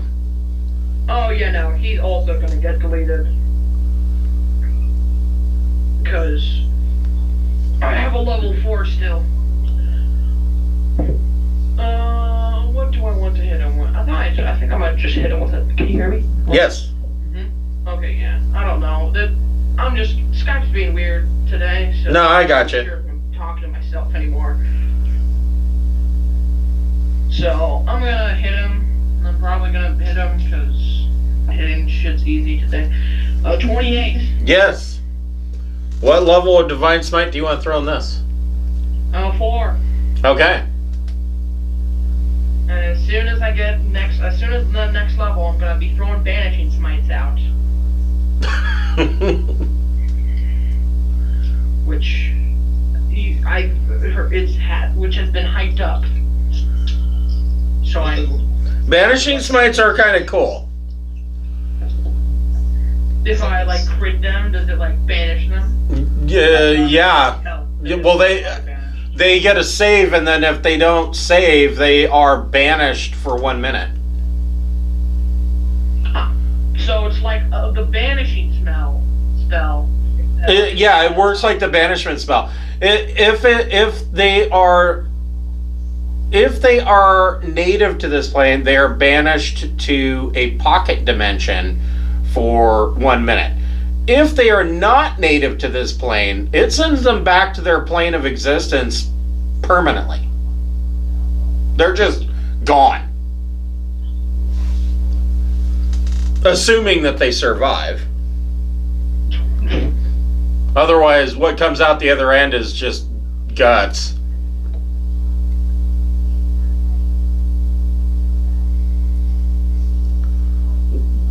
What? 51 damage. How much? 51. Yeah, this guy is done. Okay. I'm hurting from how many smites I just used. Yeah, I'm sure your hand is sore from rolling all those dice. Right. Also of how expensive that was. I have like 1-3, and I'm out of all 4s. Yeah, but it was worth it.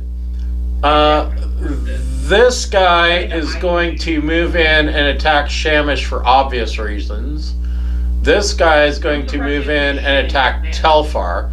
So, Aaron, you will get attacked once. Shamish will get attacked once, and Telfar will get attacked once. If I just saw like 2 guys just get bleeped by one dude in 2 shots, I'd just be like, yeah, I surrender. 23 to hit Telfar.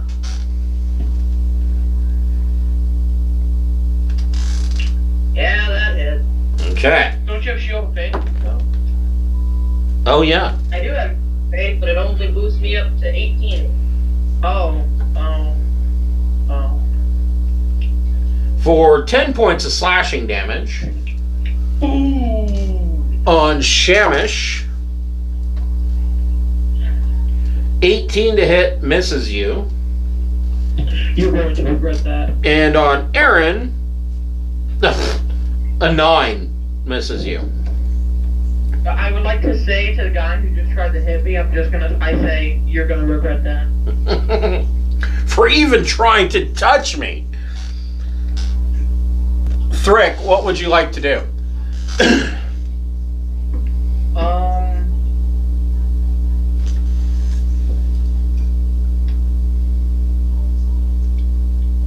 So I'm gonna cast Toll the Dead on one of the wounded ones.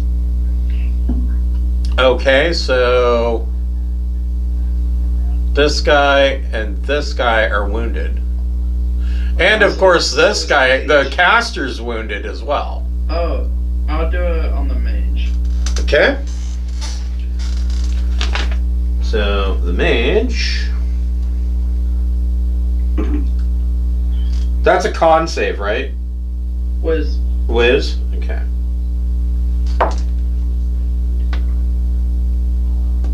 $25 to save. Jesus Christ. Wizard shouldn't have that high of wisdom. He's got a +6 to his wisdom saving throws. Wow. +9 to intelligence. Wow. Anything with a bonus action or movement? So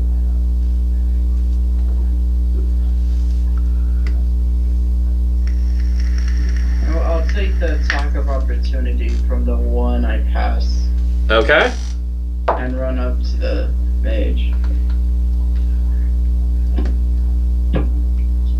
23 to hit. Misses. Okay. And then I'll attack the mage with my shield as a bonus action. Okay, shield bash. Go for it. Not one. The mage. Look, it's not on my side.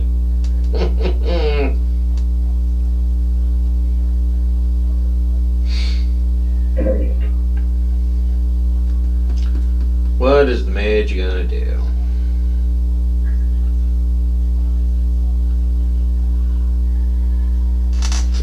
The mage, because he has Warcaster,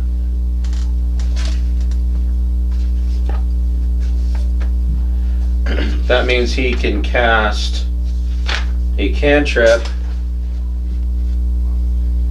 Pretty sure you can cast a regular spell as well as a reaction.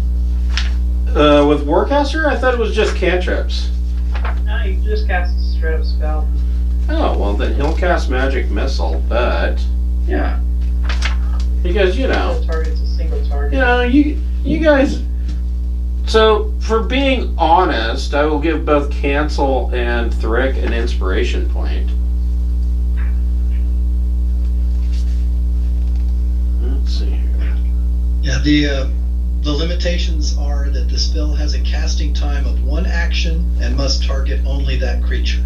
You Okay. can't cast Fireball as your reaction.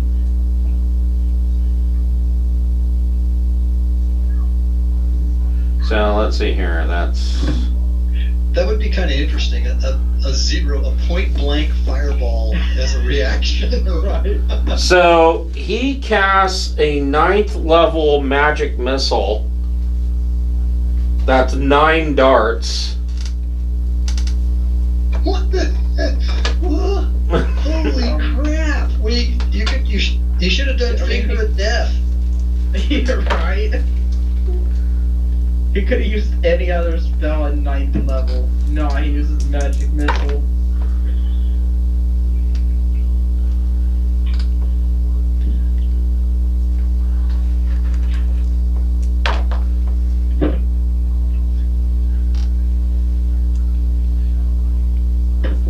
Actually, I think I was thinking of Power Word Kill, 'cause that's the one that doesn't have a save if you're under 100 hit points, right? I think so. I don't know. I never play at that high level, so. Yeah, Power kills just, hey, look. I 30 see you. 32 points of force damage. Wow. Thank God for a 9th level spell slot. Hey man, that's probably the most damage he's gonna get off. Okay. Telfar, what would you like to do?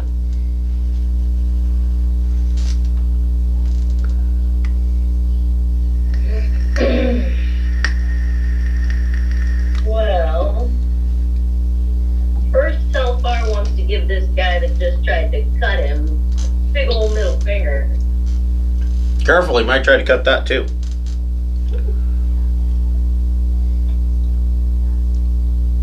I will disengage. Okay. I will skip my attack action and go straight to activating my cloak. Okay. I'll be over here in the middle of the river, about 30 feet off the ground. Gotcha. Okay. That's probably the safest course of action for you. Aaron, what would you like to do? So, when the mage fired 9 force bolts, did he cast it, or did he use a wand, or... He cast it. I could roll a perception, but did I see him use something, or... No, you saw him actually cast the spell. Okay, I'm going to Misty Step as my bonus action Okay? behind this guy, Okay? and then I'm going to try to release his guts to the atmosphere. Okay. Go for it. Let's see. 17 to hit? Yes, that hits, even with his mage armor. Yay, because I was going to have to use luck if I didn't. So he's going to take... Let's see, I think that's a bonus and I Misty Step. So he takes 8 damage plus another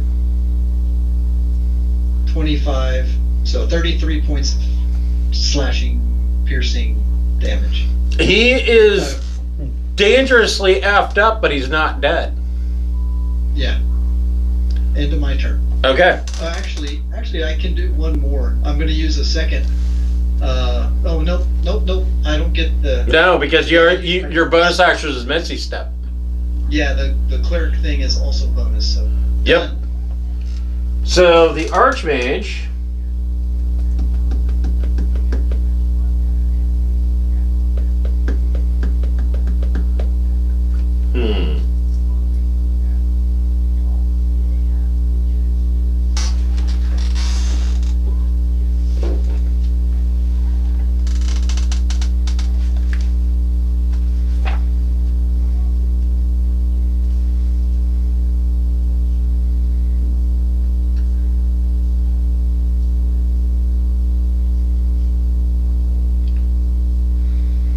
Archmage casts Cone of Cold on Thrick.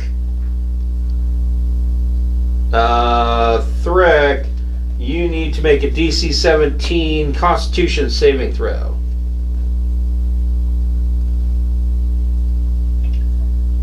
Okay. Now he's not making an attack against Thrick, is he? Oh, nat 20. Nice. So you will take half damage. Yeah, Was that con- he casts a is that spell. That's considered an attack against Thrick? Yes. Okay, well then I'll use my Sentinel feat that allows me to use my reaction to attack him. Okay. Because it says, when a creature within 5 feet makes an attack against a target other than you that doesn't have Sentinel, you can use your reaction to make a melee weapon attack. Okay. Hold on just a second.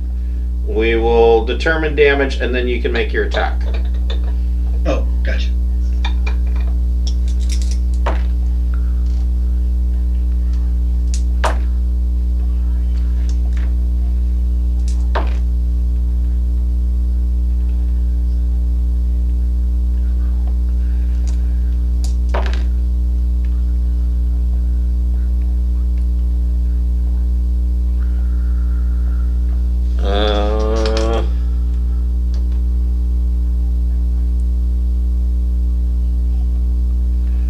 So Thrick takes 17 points of damage.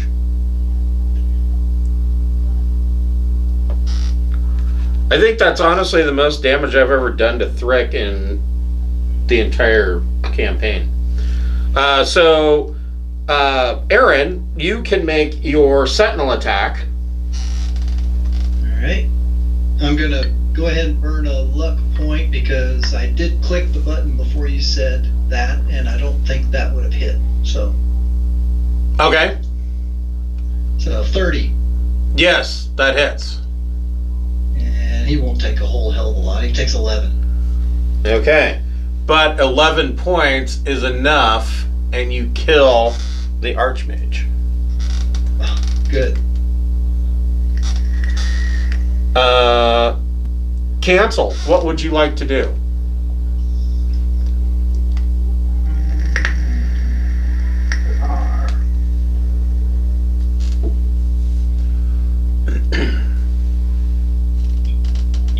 There is a number of things.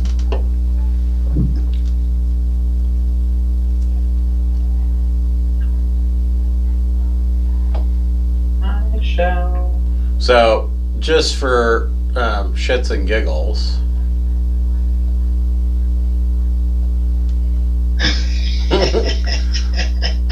That would hit 2 of them and not hit Shamish. I think before you can cast Fireball, you need to have the geometry feat or something like that. Right. Surveyors. Well, for the tabletop, I actually bought one of the spell effect diagrams. So you could it's clear and you just hold it over. You're like, okay, this is 20-foot radius. That's all of the minis it's going to hit when I light this off. No, I'm gonna firebolt this one. Just a firebolt? Wow. Okay. Go ahead and make your attack. Resources. Well, I'm assuming you guys are going to get a long rest at the end of this. So, I mean, go nuclear. So nobody's going to care about this patrol not returning back for 8 hours. Nah, It's a jungle out there, man. I mean, shit happens. That stone dragon. I'm sorry, a what? 17. It does hit.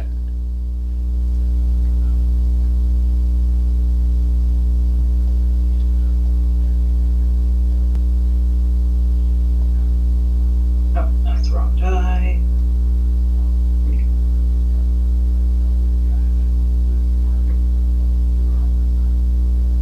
Whopping 10 damage. That is actually enough to end this guy. Okay. Anything with your bonus action or movement? That's it. Okay. Shamish. Oh, did we lose Anthony? I think it might be past his bedtime. Alright. So Shamish is out. The Berserkers.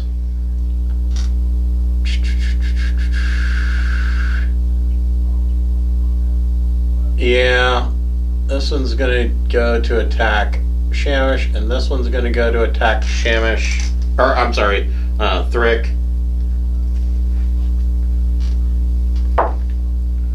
11 will miss.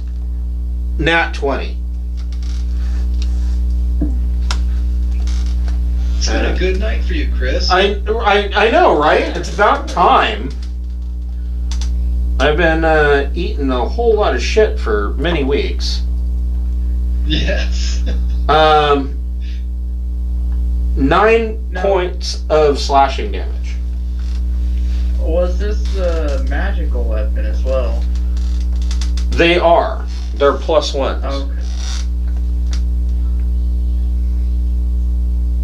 Yeah, all of these guys have +1s. So does Thrick have resistance to non-magical weapons? Half damage to non-magical. Resistance to, oh my god. I got like -10 as well to non-magical. Armor class 96 and resistance. Because of like the cloak. He's wearing powered armor. I've got a chain gun. Thrick, what would you like to do? I'm gonna use my sunblade to hit one of them. Okay. 20 to hit, soft 20. Yes, that hits.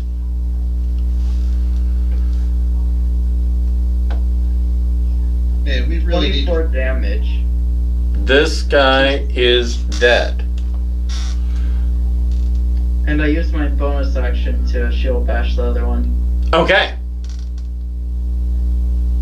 Not one. Oh. I don't have any luck with that shield. Well, he doesn't have any luck either because he misses you on his reaction with a 9. Yeah. Telfar, what would you like to do? Oh, I'm gonna pull out my crossbow and snipe at this last guy left. Go for it.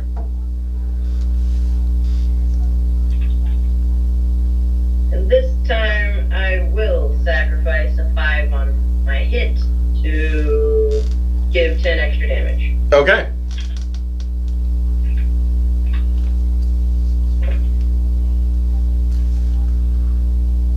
So that would be 17 to hit. That hits. So there's 10 right off the top.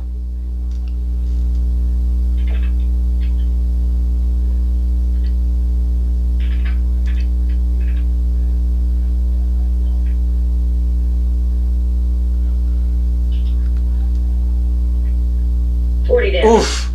Oof. And that kills the last pirate. And you guys all get across the river and make camp for a much needed long rest. And actually, I will throw Shamish and Narate in here as well. Aaron has a heart-to-heart with Telfar saying that the tactics of hiding and sniping seem to work much better. Right? than front face-to-face melee. Yeah, Telfar's not really designed for face-to-face melee. Look at all the blood on your uniform. Not used to seeing blood on you, Telfar. Okay, so you guys will take a long rest and gain back all of your hit points and spell slots for next week. Okay. Yeah, that's like the most damage you've dealt to me before. I've had Liam deal me a lot. Yes. Yeah, friendly fire's a bitch.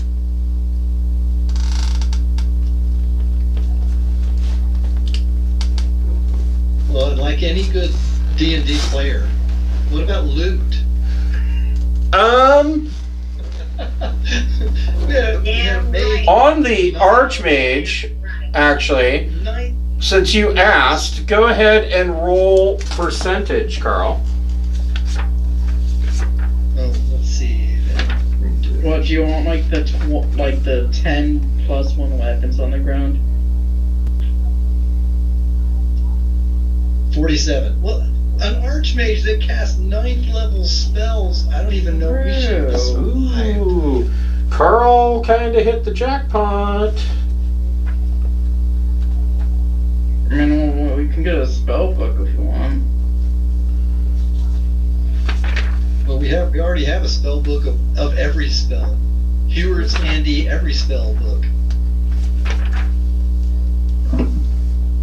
But No, not it's here. hard to, it's Staff of.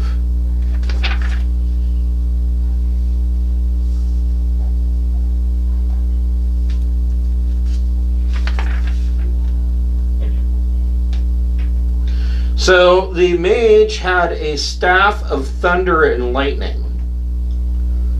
It does require attunement.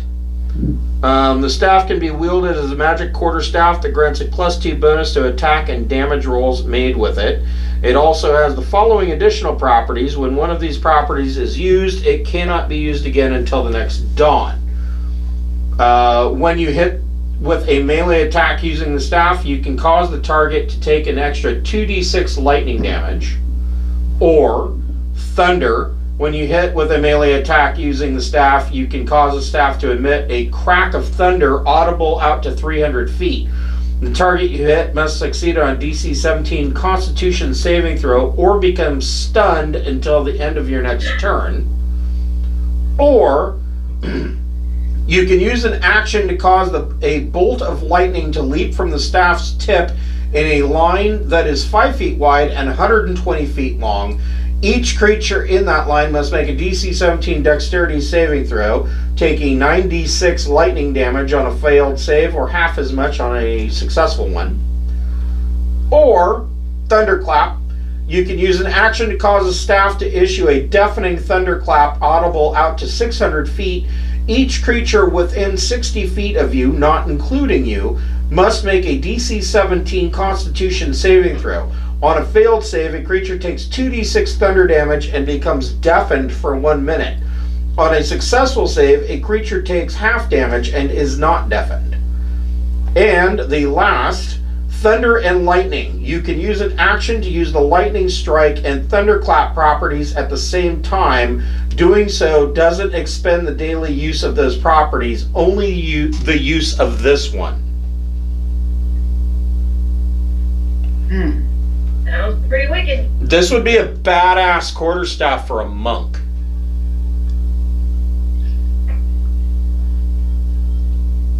yeah, it doesn't require a spellcaster. No. It only requires attunement.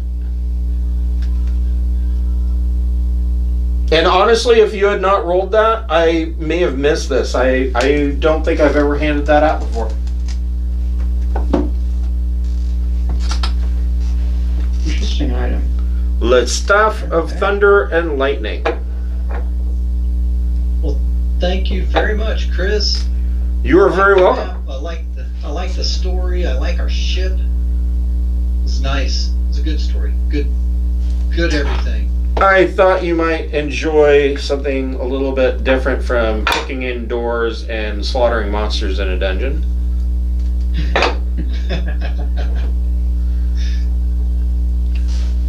All right, well, we will pick this up next week, next Friday night at 6 p.m. And we will... Maybe arrive next week with the Griffin Cavalry or something. Yeah, possibly. Maybe. Alright. Yeah, but no, because they're NPCs, they're probably going to want to spend time taking over the outward islands first. Because you guys are the vanguard. Well, I would like to have completely owned this place before they show up, so there's no discussion over ownership. That's the downside if they come and help us out. Yeah, you guys could have like an entire island resort up here. Yes, I mean I'm already planning to retire with my. All you have to do librarian. is hire a stout halfling to stand on the docks, and then when the airship comes up, all they have to do, their whole job is to yell, the plane, and then, Mm-hmm. yeah. Well, I could get visits by the dragon that we freed, from the shadow dragon that we. That was what I asked of it, was that, hey, we can hang out and you can tell me stories. Yeah, you guys Yeah, could, just you could totally build another tavern up here on an Earthmote. So I will tell you a little something about the Earthmote. The rivers are fed by a portal from the elemental plane of water. So there's an infinite amount of water that flows through these rivers. wow. I just said that because I knew water was coming from somewhere. It could have been a water elemental or. No, Hey. that is the exact reason. There is at the headwaters of these rivers, which is a little mountain, there is a portal to the elemental plane of water that just feeds these rivers. Wow. Well, if I ever, I guess, yeah, it doesn't really do me a lot of good, but I have another character that's a warlock of the lurker, and he can breathe underwater and do all this cool underwater stuff. So swim right through and ta-da! Yeah, just don't swim off the edge unless you can fly. Well, swim down to the source of the water and then go through that portal into the elemental plane. We got a connection to another elemental plane. So, yeah, that's probably not possible. Have you ever seen the headwaters of a river? Yeah. They're usually really small. Like, for instance, the Metolius River up in Sisters, Oregon. If you go to the headwaters, there's literally this crack in the ground, and this water is just trickling out from an underground stream or from an underground spring, and it turns into this huge raging river much further down. But when you go to the headwaters, it's like you went to a bubbler in downtown and you could lean down and take a sip. But that's why they've got gnomish dynamite. Right. Yeah. Blow a hole to the. We're gonna turn this Earthmote into a swamp.